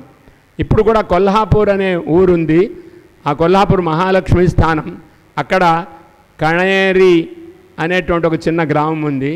అక్కడ సిద్ధగిరి మఠం ఒకటి ఉంది. అందులో ఒక ఊరు చూపిస్తారు. ఆ ఊళ్ళోకి వెళితే మనంతా కూడా ఆ ఊళ్ళో 200-300 వృత్తులు, గ్రామీణ వృత్తులు చేసుకునేవాళ్ళు కనపడతారు. అది ఒకసారి చూసిరండి అందరూ. వాళ్ళకు ఆ విధంగా మహాలక్ష్మిని చూచి, మహాలక్ష్మి ఎలా ఉంటుందంటే అలాంటి గ్రామాలలో మహాలక్ష్మి ఉంటుంది. ఎవరి జీవితము కూడా వేరే వాళ్ళ కోసం కాదు, తమ కోసం కాదు. భారతీయ జీవనము స్వార్థపరం ఎప్పుడూ కాదు. స్వార్థం అనే శబ్దమే లేదు భారతీయులకు. పరార్థం, పరోపకారాయ దుహంతి గావః, పరోపకారాయ ఫలంతి వృక్షాః, పరోపకారాయ వహంతి నద్యః, పరోపకారార్థం ఇదం శరీరం అని చెప్పినటువంటిది మన జీవన విధానం. కాబట్టి ఎవ్వరికీ కూడా స్వార్థం అనే మాటే లేదు. ఎవరి జీవన వృత్తి అయినా వేరే వాళ్ళ కోసమే, తమ కోసం కాదు. వాళ్ళ కోసం మనం బ్రతకాలి, మన కోసం వాళ్ళు బ్రతకాలి. పరస్పరం భావయంతః శ్రేయఃపరమవాప్స్యథ అనే విషయం ఇక్కడ సూచింపబడుతోంది. యదృచ్ఛయా అనడం వల్ల, యదృచ్ఛయా చోపపన్నం స్వర్గద్వారం అపావృతం. యజ్ఞయాగాదులు చేసి అలా వాళ్ళు మాత్రమే స్వర్గానికి వెళతారని కాదు, అక్కడ యజ్ఞాలకు యాగాలకు కావలసినటువంటి సంభారాలను తీసుకొచ్చి మోసేవారికి కూడా స్వర్గం వస్తుంది. అది స్వర్గద్వారం అపావృతం. సుఖిన క్షత్రియా పార్థ లభంతే యుద్ధమీదృశం. ఇలాంటి యుద్ధాన్ని క్షత్రియులు మాత్రమే చేయగలుగుతారు. అంటే వాళ్ళకు మిగతా వాళ్ళు చేయలేరా? చేయలేరు. ఎందుకంటే వాళ్ళకు శౌర్యం లేదు, తేజస్సు లేదు, ధృతిర్ లేదు, దాక్ష్యం లేదు, సామర్థ్యం లేదు, ధైర్యం లేదు, ఉత్సాహ నాస్తి, వీరత్వం నాస్తి, బలం నాస్తి, దైన్యం వర్తతే, కథం యుద్ధం కరోతి. అతః యుద్ధార్థం ఏషా శక్తి ఆవశ్యకి. హే అర్జున, త్వం యుద్ధార్థం జాతః, తవ వంశః యుద్ధవంశః, యుద్ధవంశే త్వం యుద్ధం కురు, యుద్ధవంశే కృపణః మా భూః త్వం. అతః లభంతే యుద్ధమీదృశం. ఇలా నీవు చేస్తేనే నీకు యుద్ధం అనేది వచ్చింది, నీ కర్తవ్యం. కాబట్టి అథ చేత్వం ఇమం ధర్మ్యం సంగ్రామం నకరిష్యసి. నువ్వు బాగా ఆలోచించు, నేను చెయ్యను అని ఊరుకో చూద్దాం అని అన్నాడు. ఊరుకో అనేసరికి నిజంగా అప్పటిదాకా చెయ్యకూడదు అనుకునేటువంటి అర్జునునికి కూడా ఊరుకో అని అనగానే ఏం మాటలు రాలేదు. ఊరుకోమన్నాడు కదా, ఎలాగూ ఊరుకుంటానని బుద్ధి రాలేదు. నకరిష్యసి, చేయకపోతే చెయ్యకు, చూద్దాం, నీకు అపకీర్తి వస్తుంది, తర్వాత పాపం వస్తుంది. నువ్వు యుద్ధం చేయకుండా మానేసి కూర్చో, పాపాన్ని తిను. ఇంటికి వచ్చినటువంటి అతిథికి భోజనం పెట్టకుండా మనం తింటే ఏమొస్తుంది? భుంజతేతే త్వగం పాపాహ ఏ పచంతి. మీకోసం నేను వండలేదండి, మా ఇద్దరమే ఉన్నామనుకొని మేము వంట చేసుకున్నాము, కానీ మీరు వచ్చారు, దయచేసి మీరు ఆ హోటల్ పక్కనే ఉంది అక్కడ వెళ్ళి భోజనం చేయండి అంటే ఇది స్వధర్మమా, మనం తినేది పాపమా? మన ఇంటికి వచ్చి ఆ అతిథికి మనం పెట్టకపోతే ముందు మనమా అతిథి? ఒకవేళ లేవు, బియ్యము లేవు, ఏమి లేవనుకోండి, ఈ కాలంలో లేని వాళ్ళు ఎవరుంటారు? ఒకవేళ లేవనుకోండి, ఆయనకు పెట్టిన తర్వాత ఆ ఉన్నదాన్ని ఇద్దరు కలిసి పంచుకోండి, భార్యాభర్త అమాయకంగా. కాబట్టి ఇది యదృచ్ఛయ అథచేత్వం ఇమం ధర్మ్యం సంగ్రామం నకరిష్యసి నకరోతు తదా కిం భవతి తతః స్వధర్మం కీర్తించ హిత్వా పాపమవాప్స్యసి. నీ స్వధర్మము పోతుంది. స్వధర్మం పోతే నష్టమేమిటి? నీవు చెయ్యకపోతే మిగతా వాళ్ళు కూడా చెయ్యరు. అది గమనించండి. నాన్న ధర్మాన్ని ఆచరించకపోతే అమ్మ ధర్మం ఆచరించాలని ఏముంది? అమ్మ ఆచరించదు. వాళ్ళు ఇద్దరూ ఆచరించకపోతే పిల్లలు మాత్రం ఎలా ఆచరిస్తారు?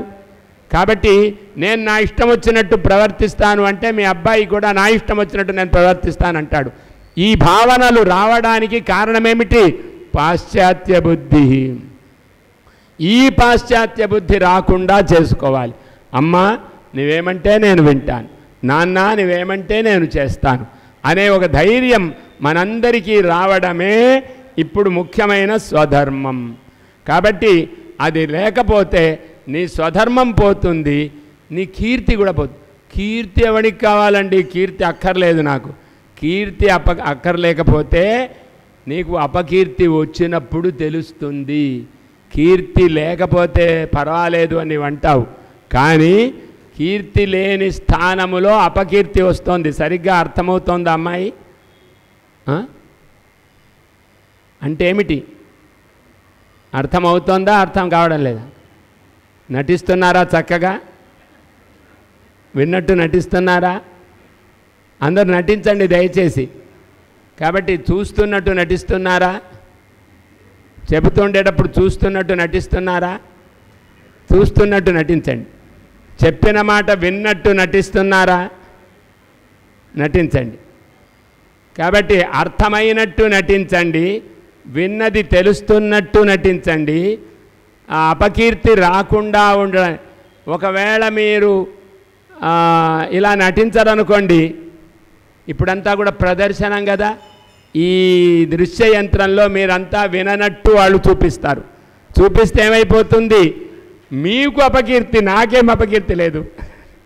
ఒకసారి అందరినీ చూపించండి బాబు, వాళ్ళు వింటున్నారా లేదా తర్వాత నాకు చూపించండి. ఇప్పుడు ఆయన వినడం లేదు, ఆయన దృశ్యం చూపిస్తున్నారు అంతే. అర్థమైందా మీకు? అర్థమైంది. అబ్బో, ఆయన ఛాయాచిత్ర గ్రహణం చేస్తూ కూడా వింటున్నాడు. ఎవరి కర్మను ఎవరి స్వధర్మాన్ని ఆచరిస్తూ వాళ్ళు ఇలా పనులు ఇప్పుడు మీరు దృశ్య ప్రపంచంలో ఉన్నారు అని అక్కడ రాసి పెడతారు కదా, మీరు సీసీలో ఉన్నారు అనేదో రాసి పెడతారు. అప్పుడు అందరూ విన్నట్టు నటిస్తారు. మీరు ఎవ్వరు బాబు, మీరు వాళ్ళు సిద్ధంగా ఉన్నప్పుడు కాకుండా సహజంగా ఉన్నప్పుడు తీయండి. కాబట్టి అప్పుడు అర్థమవుతుంది. ఇప్పుడేమో అంతా విన్నట్టుగా నటిస్తున్న సమయంలో తీస్తున్నారు. కాబట్టి అక్కడ రాస్తారు, మీరు దృశ్యములలో ఉన్నారు, మీరు తప్పు చేస్తే కనపడతారు. కాబట్టి కనపడకుండా తప్పు చెయ్యండి అని అర్థం అక్కడ. కాబట్టి ఎదుటి వాళ్లకు కనపడకుండా తప్పు చెయ్యాలి అనేటువంటి అలవాటును అక్కడ చేయిస్తుంటారు. అది ఎందుకు రాయాలి? రాయకుండగానే దృశ్యంలో చేసి పట్టుకోవాలి. తప్పు మీరు దృశ్యంలో ఉన్నారు కాబట్టి మీరు దొరుకుతారు అంటే అక్కడ చేయకుండా అక్కడ ధర్మాత్ముడిలాగా నటిస్తాడు, తర్వాత వేరే చోట ధర్మాత్ముడిగా నటించాడు. కాబట్టి ఇలాంటి నటనలు అనేవి రాకుండా ఉండాలంటే సాక్షాత్తు అనుకోకుండా ఒక పరీక్ష చేయాలి అంతే తప్ప ముందే మేము పరీక్ష పెడతాము అంటే అందరూ సిద్ధమవుతారు. అప్పటిదాకా చదవని మొద్దు కూడా చదువుతుంది. కాబట్టి అందరూ చదువుతారు. పరీక్ష అని ఒకరోజు పెట్టడం అనేది పెద్ద అన్యాయం. ఎవరి పరీక్ష వాళ్ళది వేరు, ఎవరి ఉత్తీర్ణత వేరు, ఎవరి క్రియాన్వయము వేరు. కాబట్టి అందరూ పరీక్షార్థులు. ఇప్పుడు కూడా మన భారతీయంలో అనుత్తీర్ణులైన వాళ్ళు ఎవరూ కారు, అనుత్తీర్ణులైన వారు ఎవ్వరూ కారు, అందరూ ఉత్తీర్ణులవుతారు. అసమర్థత అనేది ఉండదు, ఓడిపోవడం అనేది ఉండదు. ఎవరికి ఎంత శక్తి ఉందో అందులోనే జీవికను పొందడానికి, పరిపూర్ణమైన పని చేయడానికి అవకాశం ఇచ్చేదే మన స్వధర్మం, మన స్వవిద్య, మన స్వాచారము. మన ఆచారానికి పరిపూర్ణ జ్ఞానం అక్కర్లేదు, మన విద్యకు పరిపూర్ణ జ్ఞానం అక్కర్లేదు. ఇప్పుడు చూడండి, అమాయకంగా ఏ అక్షరం రాకుండా, మంత్రము కూడా తెలియకుండా ఎంతోమంది పురోహితులైపోయారు, అవుతున్నారు, ఇంకా వృద్ధి చెందుతున్నారు. పని లేని వాళ్ళంతా కూడా పురోహితులైపోతున్నారు.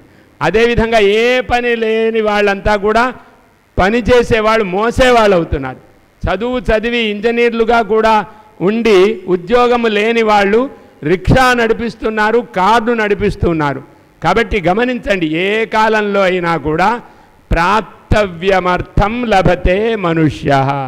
మనిషి పొందదగినటువంటి దానిని ఎప్పుడు పొందాలో అప్పుడే పొందుతాడు తప్ప అన్ని వేళలో పొందమంటే పొందడు. కాబట్టి మన ధర్మములో ఎంత తెలిస్తే ఒక ఎకరాన్ని బాగు చేసే శక్తి వచ్చిందనుకోండి, ఒక ఎకరాన్నే దున్నుకొని దాని యొక్క వృద్ధి కోసం ప్రయత్నం చేస్తాడు. శక్తి వచ్చిన తర్వాత ఇంకొక ఎకరం తీసుకుంటాడు. ఏమి నష్టం? అక్కడ ఈ విషయం కూడా నేర్పుతారు. ఒక ఎకరంలో ఇద్దరు, వాళ్ళ పిల్లలిద్దరు, వాళ్ళకొక గోవు, వాళ్ళకొక మొత్తం సంవత్సరములో కావలసిన అన్నీ కూడా ఆ ఎకరం పొలంలోనే ఎలా సంపాదించాలో కూడా ఆ కణేరి అనే గ్రామంలో నేర్పుతారు. కాబట్టి అది గమనించి మనము అది చూడడానికి వెళ్ళవచ్చు, వాళ్ళని అడిగి ఆ విద్యల్ని మనం నేర్చుకోవచ్చు. కనుక అథచేత్వం ఇమం ధర్మ్యం సంగ్రామం నకరిష్యసి తత స్వధర్మం కీర్తించ హిత్వా పాపమవాప్స్యసి. కాబట్టి నీ స్వధర్మము పోతుంది, నీ కీర్తి పోతుంది, పైగా వచ్చేది పాపం. ఇప్పుడు స్వధర్మం చేస్తే అపకీర్తి రాదు, నీ స్వధర్మం నీకుంటుంది, పాపము రాదు. పుణ్యము వచ్చినా రాకున్నా పాపము రాకపోవడం అనేది అందరికీ అవసరం. కాబట్టి అకీర్తించాపి భూతాని కథయిష్యంతి తే అవ్యయం. అర్జునుడట విజయుడనే పేరును పొందాడు, సవ్యసాచి అనే పేరు పొందాడు. ఏమీ ఇక్కడ ఒక్క బాణప్రయోగం కూడా చేయలేదు, భిక్షమెత్తుకుంటున్నాడు అని నిన్ను తిడుతూ ఉంటే నీకు సహించడానికి బుద్ధి ఉంటుందా? అలా బుద్ధి ఉంటే నీవు క్షత్రియ ధర్మంలో పుడతావా? ఎందుకు యుద్ధం చేయడానికి ముందు సంకల్పం చేశావు? వాళ్ళ మాట పడకూడదని కదా. ఒకవేళ వాళ్ళ మాట పడాలి అని ఉంటే ఎప్పుడో పడి వాళ్ళకు దాస్యమే చేసి దుర్యోధనుణ్ణే మహా సామ్రాజ్య చక్రవర్తిగా, ఈ సామ్రాజ్యానికి భూ సామ్రాజ్యానికి అంతటికి కూడా చక్రవర్తిగా నీవు చెప్పేటువంటి అవకాశం ఉండేది కదా. అది వదిలిపెట్టావెందుకు? అకీర్తించాపి భూతాని కథయిష్యంతి తే అవ్యయాం సంభావితస్య చ అకీర్తి మరణాదతిరిచ్యతే. ఒక పెద్ద గొప్ప విషయం చెప్పారు ఇక్కడ. మనకు మరణ భయం ఎక్కువగా ఉండదు, ఎవరికి అవమాన భయం ఎక్కువగా ఉంటుంది.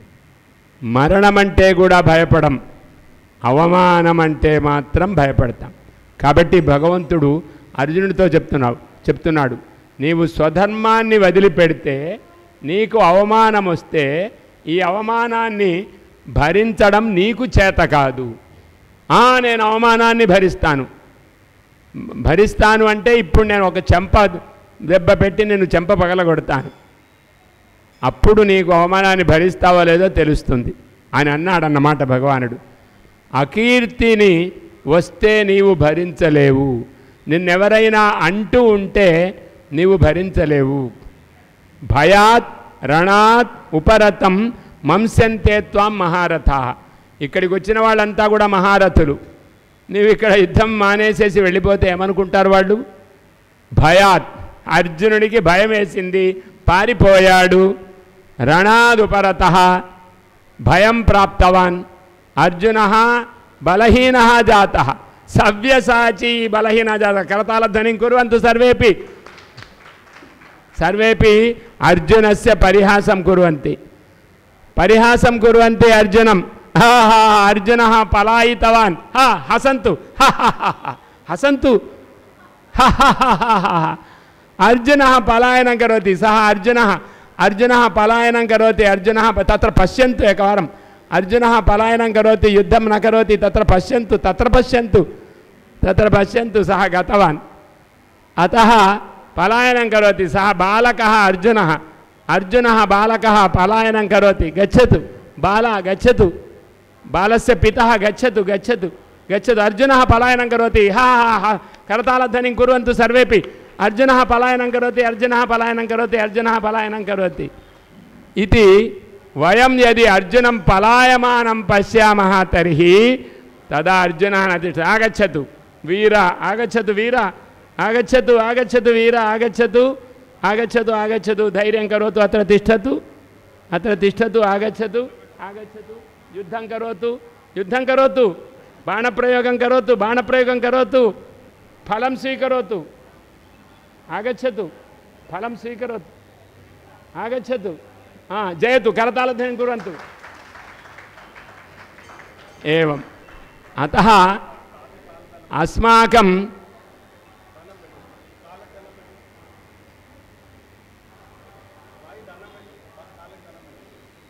శిరసి శిరసి శిరసి స్థాపయతు, శిరసి స్థాపయతు, శిరసి స్థాపయతు, శిరసి శిరసి స్థాపయతు, శిరసి తెలుగు నవదతు, శిరసి స్థాపయతు, స్థాపయతు. ఏవం అతః ధర్మ్యార్థియుద్ధాత్ శ్రేయోన్యత్ క్షత్రియస్య న విద్యతే భయాద్రణాదుపరతం మంస్యంతే త్వం మహారథాః ఏషాంచ త్వం బహుమతః భూత్వా యాస్యసి లాఘవం. ఏతావత్పర్యంతం భవాన్ బహుమతః అర్జునः మహాశూరः ధీరः దాత విజయీ విజయవాన్ సవ్యసాచి అర్జునः ఫల్గుణः పార్థः కిరీటి శ్వేతవాహనः బీభత్సుః విజయः కృష్ణः సవ్యసాచి ధనంజయः ఉత్తరదేశాన్ గత్వా బహుధనమానీతవాన్ ఉత్తర కురూన్ గత్వా బహుధనమానీతవాన్ అర్జునः ఇత్యేవం బహు ప్రశంసాం కుర్వంతి అర్జునస్య. సా ప్రశంసా ఇదానీం కిం భవతి న క్రియతే. హసంతు. ఏషః అర్జునः భయ భీరుః ధీరः నాస్తి వీరः నాస్తి భీరురర్జునः इति अपख्यातिर्भवति. अवाच्यवादांश्च बहून् वदिष्यन्ति तवाहिताः निन्दन्तस्तव सामर्थ्यं ततो दुःखतरं नु किं. నిన్న అనకూడని మాటలు అంటారు, పేడిగాడు అని కూడా అంటారు. అనాలి వస్తుంది, మనం అంటాం అర్జునుని. కానీ ఇప్పుడు యుద్ధరంగంలో నుంచి పారిపోవడానికి ప్రయత్నం చేస్తుంటాడు కదా, మనం అంటాం. ఎందుకంటాం? అలా చేయకూడదు. ఇప్పుడు దేశాన్ని రక్షించే సమయంలో యుద్ధాన్ని విరమించాలా, యుద్ధాన్ని విరమించవద్దా చెప్పండి. యుద్ధాన్ని విరమించాలా వద్దా? గట్టిగా అనండి, నోరు కూడా గట్టిగా చేసుకోండి. యుద్ధాన్ని విరమించొద్దు. మీకు ఎవరికి యుద్ధం అవసరం లేదా? మామ ఎవరు అనడం లేదు. యుద్ధాన్ని విరమించాలా విరమించొద్దా? గట్టిగా ఏకకంఠంతో యుద్ధాన్ని విరమించాలా విరమించొద్దా? మూడోసారి యుద్ధాన్ని విరమించాలా విరమించొద్దా? ఇప్పుడు హఠాత్తుగా మోడీ గారు యుద్ధమిస్తే ఇంతసేపు చూపించిన గౌరవం అంతా రక్షిస్తామా? రక్షించాం. కాబట్టి ధైర్యముతో మనము ప్రోత్సాహము చెయ్యాలి తప్ప యుద్ధానికి. పాపం వాళ్ళకు నీళ్లు లేకుండా చేశాడు మోడీ అని ఇలాంటివి మాటలు అంటామా? మంచి పని చేశాడంటామా? కాబట్టి ఎవరికి ఏ రకంలో ఎప్పుడు దయ చూపాలో అప్పుడు దయ చూపించాలి తప్ప దయ చూపించని సమయంలో దయ చూపించకూడదు. అవాచ్యవాదాంశ్చ బహూన్ వదిష్యంతి తవ అహితాః. నీకు శత్రువులు వాళ్ళంతా కూడా, వాళ్ళంతా అవాచ్యవాదాంశ్చ వదిష్యంతి. అవాచ్యములైన మాటలన్నీ కూడా వాళ్ళు చెప్తారు. నిందంతస్తవ సామర్థ్యం, నీ సామర్థ్యాన్ని శంకిస్తారు వాళ్ళు. ఏమీ సామర్థ్యం లేదు అర్జునుడికి. తతో దుఃఖతరం ను కిం, అంతకంటే పేరే దుఃఖం ఏముంటుంది? ఇది ఒక భాగం.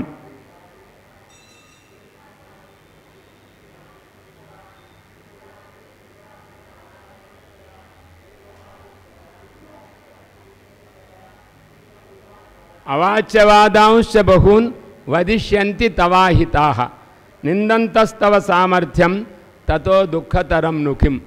ఇది ఇంతవరకు ధర్మ విచారాన్ని చేశాడు. అంటే క్షత్రియ ధర్మము యొక్క విచారం చేశాడు.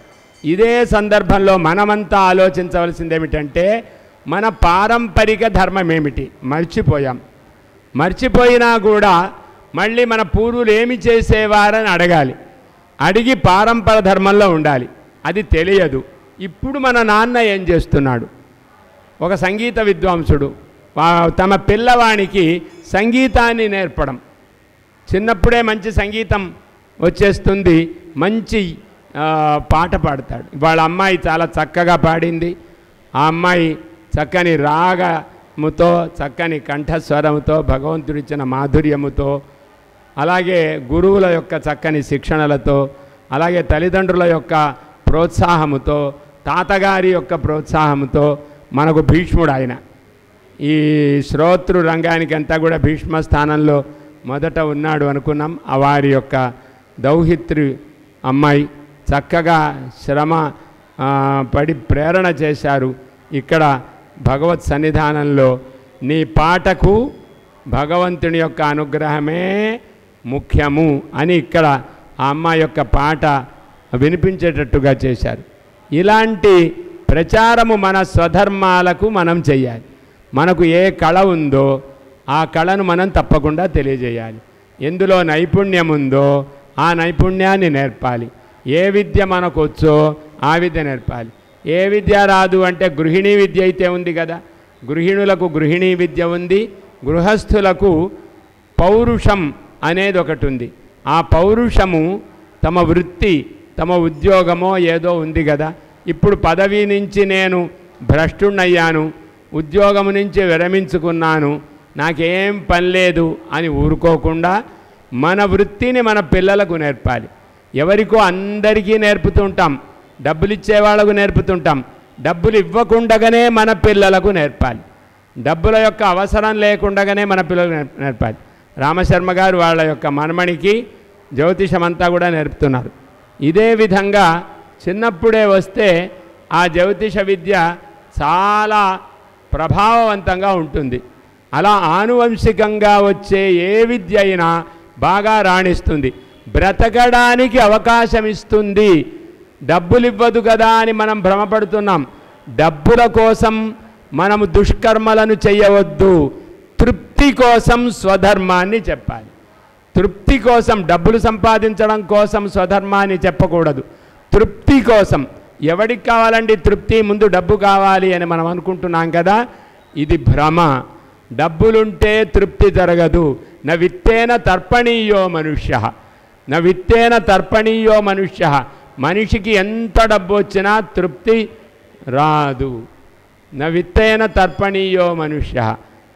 తర్వాత నచికేతునికి యముడు అంటాడు, నువ్వు ఆ ఒక్క ప్రశ్న అడగకు. అడిగాడు నచికేతుడు, నేను అందరము కూడా మరణించిన తర్వాత ఏమవుతాం? మరణించిన తర్వాత ఏమవుతారు? ఈ విద్యను నాకు చెప్పండి. దాని చెప్పకూడదు నీకు, నువ్వు చిన్నపిల్లవాడవు కనుక నీకు అర్హత లేదు అని చెప్పడానికి ఆ యముడు ఏమన్నాడంటే, నీకు వేరొక విద్య ఇస్తాను, వేరొక ఒక భూమి ఇస్తాను, కాలిస్తే పెళ్లి చేసుకుంటే అమ్మాయిలని ఇస్తాను, లేకపోతే రథాలు ఆయుధాలు ఏమంటే అవి ఇస్తాను, నీ ఇష్టం అడుగు, కానీ ఆ ఒక్కటి అడగకు అన్నాడు. కానీ నచికేతుడు ఏమన్నాడంటే, ఆ ఒక్కటే కావాలి, నాకు ఇంకేమీ అక్కర్లేదు. జీవిష్యసి అహం జీవిష్యే, నేను బ్రతుకుతాను ఎంతవరకు, యావత్ త్వం ఇచ్చసి తావత్ జీవిష్యే. నీవు ఎంత ఇవ్వాలనుకుంటావో అంతకంటే నన్ను ఎక్కువగా బ్రతికించలేవు. నీవు ఎంతకాలం బ్రతుకుతావో అంతకాలం కావలిస్తే నన్ను బ్రతికింపజేస్తావు, కానీ నీవు ఆ తర్వాత బ్రతికించలేవు కదా, అందువల్ల నాకు అది అక్కర్లేదు. కాబట్టి అపి సర్వం జీవితం అల్పమేవ అన్నాడు నచికేతుడు. నీవు ఎంతకాలము నాకు జీవితాన్ని ఇచ్చినా అది అల్పమే అవుతుంది. ఎందుకంటే అంతకంటే ఎక్కువగా బ్రతికిన వాళ్ళు ఒకళ్ళు కనబడతారు. కాబట్టి నాకు ఎక్కువ ఆయుష్ అక్కర్లేదు, నాకు కోరికలు కూడా ఏమీ అక్కర్లేదు. ఎందుకంటే ఏ కోరిక అయినా నశ్వరమే, నశించే వస్తువులనే నీవు ఇస్తావు, అంతే తప్ప వేరొక దాన్ని నీవు ఇవ్వలేవు. నీ సృష్టిలో ఉండే వాటిని ఇవ్వగలుగుతావు, కానీ నీ సృష్టిలో లేని దాన్ని నీవు ఇవ్వలేవు. కానీ ఈ విద్యను నీవు ఇవ్వగలుగుతావు. ఏ విద్య? మరణించిన తర్వాత ఏమవుతానో ఏమవుతామో కూడా నీకు తెలుసు కాబట్టి అది నేను అడుగుతున్నాను, నాకు ఇంకా వేరే కోరికలేమి లేవు అని అడిగాడు. అదేవిధంగా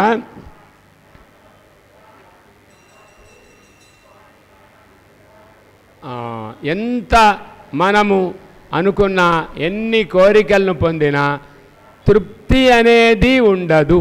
ఇంతకేమిటంటే తృప్తి అనేది లభించదు ఎవరికి. వస్తువుల వల్ల తృప్తి ఉండదు. అర్థమంటే డబ్బని మాత్రమే అనుకోవద్దు.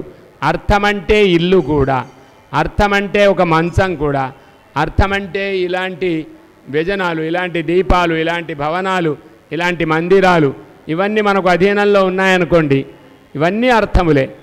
అలాగే శరీరము కూడా అర్థమే. మంచి శరీరం ఉంది, మంచి ఆరోగ్యం ఉంది, ఇంకా వేరే అర్థం ఎందుకు? కాబట్టి ఆరోగ్యం ఉండడము కూడా అర్థమే, అనారోగ్యం లేకుండా ఉండడం కూడా అర్థమే, మందు సమయానికి లభించడం కూడా అర్థమే.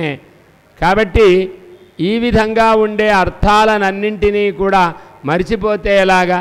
కాబట్టి అర్థమంతే డబ్బొక్కటే అర్థం అనుకొని భ్రమలో పడుతున్నాం.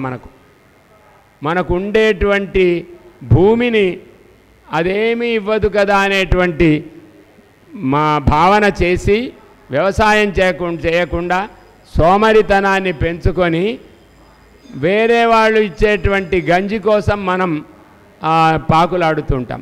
కాబట్టి సోమరితనాన్ని పెంచుకోనివ్వకూడదు అనేది ఇక్కడ ముఖ్యమైన సారాంశం. కాబట్టి ధర్మం అనే శబ్దానికి సూక్ష్మముగా స్వధర్మము అంటే సోమరితనము లేకుండా ఉండడం అనేది అందరికీ సమానమైనటువంటి స్వధర్మం. పని చేయకుండా నేను బ్రతకాలి అని ఎవ్వరము అనుకోవద్దు. ఏదో ఒక పని చేసే మనం మాట్లాడడం కూడా పనే. ఈరోజు రాత్రి మనమంతా ఒక స్వధర్మాన్ని మనం చేయాలి. ఏమిటంటే ఈ విషయాలన్నింటినీ కూడా నిన్న చెప్పారు, ఇవాళ కూడా సంకల్పం చేయండి. అద్య అహం ఏతాన్ విషయాన్ సర్వానపి యావత్ స్మరామి తావత్ గృహే వదిష్యామి యది కోపి శ్రోత నలభ్యతే స్తంభం ప్రతి వదామి భిత్తిం ప్రతి వదామి ఛదం ప్రతి వదామి. పై కప్పుకు చెప్తాను, స్తంభానికి చెప్తాను, గోడకు చెప్తాను అని అలా అనుకొని నిన్న రాత్రి చెప్పారు కదా, ఈరోజు కూడా అలాగే చెప్పండి. కాబట్టి మన ధర్మం ఎలా ప్రచారం చేసుకుంటాం? కాబట్టి సమయాన్ని కలిగింపజేయాలి, ప్రేమతో వాళ్ళను ఉన్ముఖులను చేసుకోవాలి, వినని వాళ్ళను వినేటట్టుగా చేసుకోవాలి.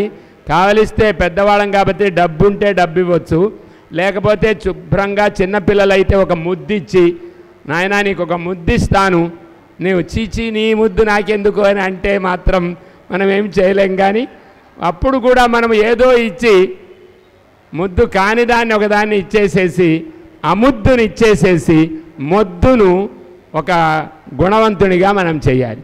కాబట్టి స్వధర్మమును ఆ విధంగా నేర్పాలి. మన ధర్మం ఏదైతే ఉందో ఆ ధర్మాన్ని నేర్పాలి.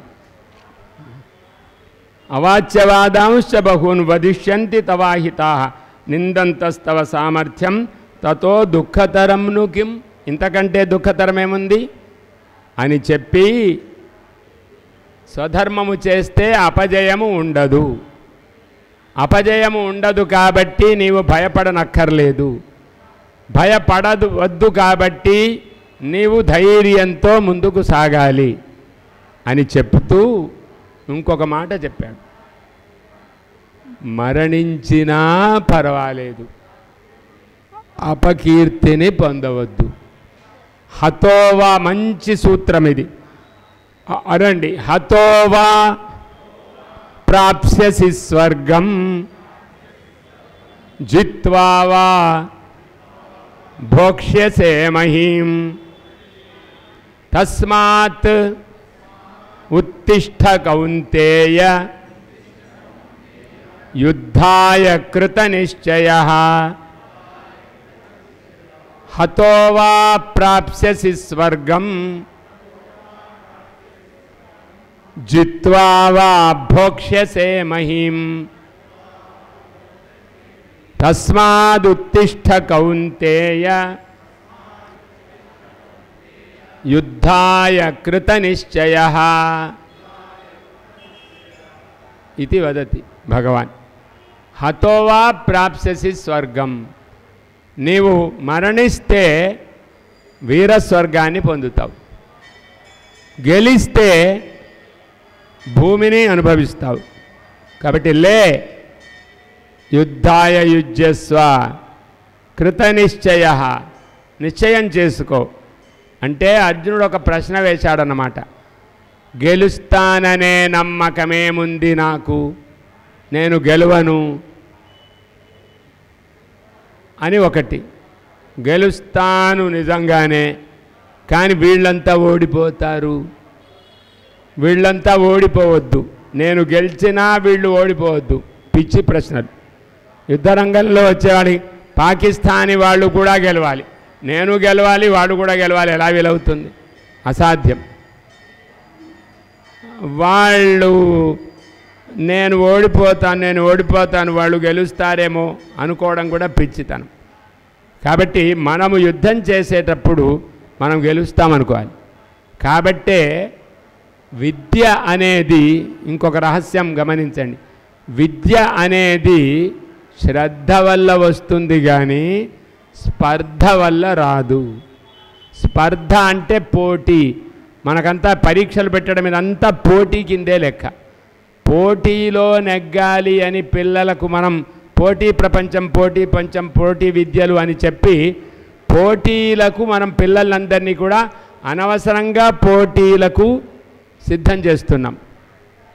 పోటీలకు సిద్ధం చేయవద్దు, శ్రద్ధ కోసము ప్రయత్నం చేయాలి.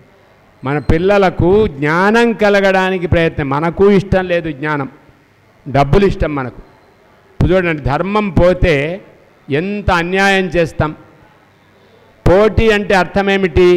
ప్రక్కవాడు ఓడిపోవాలి అంతే.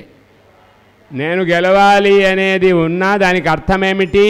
వాడోడిపోవాలి, వీడోడిపోవాలి. అప్పుడేమవుతుంది? ఉన్నవాడిని నేను ఒక్కడే కదా గెలుస్తాను. నాకు జ్ఞానం అక్కర్లేదు, వాడు ఓడిపోవాలి.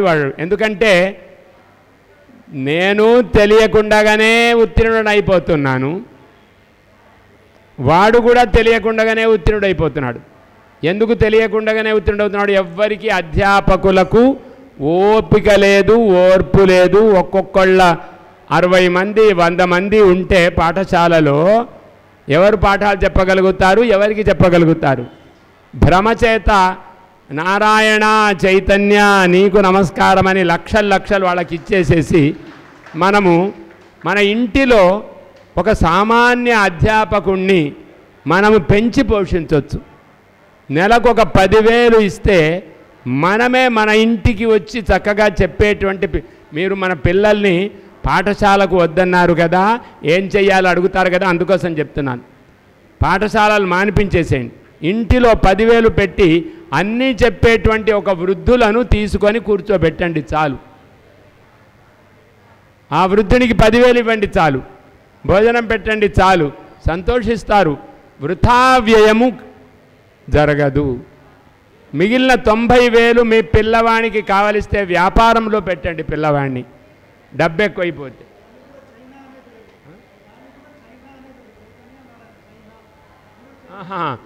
చైతన్యలో నారాయణలో చైనా ఉందంటున్నారు ఆయన. గమనించండి, అంటే మనను తెలియకుండా మోసం చేసే లక్షణం ఉందని చెప్తున్నారు. చైతన్యలో చై, నారాయణలో నా. కాబట్టి 2 కలిపితే చైనా ఉంది అని. ఇప్పుడు చైనా వాళ్ళు వచ్చి మనని ఏమన్నా అంటారే, మీరేం భయపడకండి, నేను సమాధానం చెప్తాను. కాబట్టి ఈ చైతన్య నారాయణులు ఇలాంటి మనలాంటి వాళ్ళ తిట్లు ఎన్నో పడ్డారు. డబ్బు కోసం ఎన్ని తిట్లైనా వాళ్ళు పడతారు. కాబట్టి అది గమనించండి. మనము కావాలని ఇంత నేను చెప్పినా మీరు చెప్పినా మీ మాట వినకుండా ఇంకొకళ్ళు డబ్బు కలిగిన వాళ్ళు వస్తారు, వాళ్ళు ఇస్తారు. వాళ్ళకు ఏమీ లోట్లేదు. డబ్బు కావాలనుకునేవాడు డబ్బు వస్తుంది, జ్ఞానము మాత్రము రాదు. ఎందుకంటే 100కు 100 వచ్చిన సంస్కృత విద్యార్థులను నేను చూస్తే వాళ్ళు మాట్లాడే నేను సంస్కృతంలో మాట్లాడుతుంటే వాళ్ళంతా కూడా ఏదో ముఖం పెడుతున్నారు తప్ప.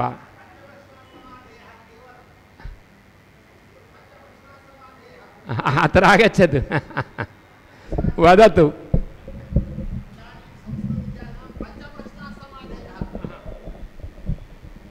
ఇదానీం కళాశాలాయాం పంచప్రశ్నాः సమాధేయः. కేవలం సంస్కృతం పంచప్రశ్నాः సమాధేయः తావత్పర్యంతమేవ.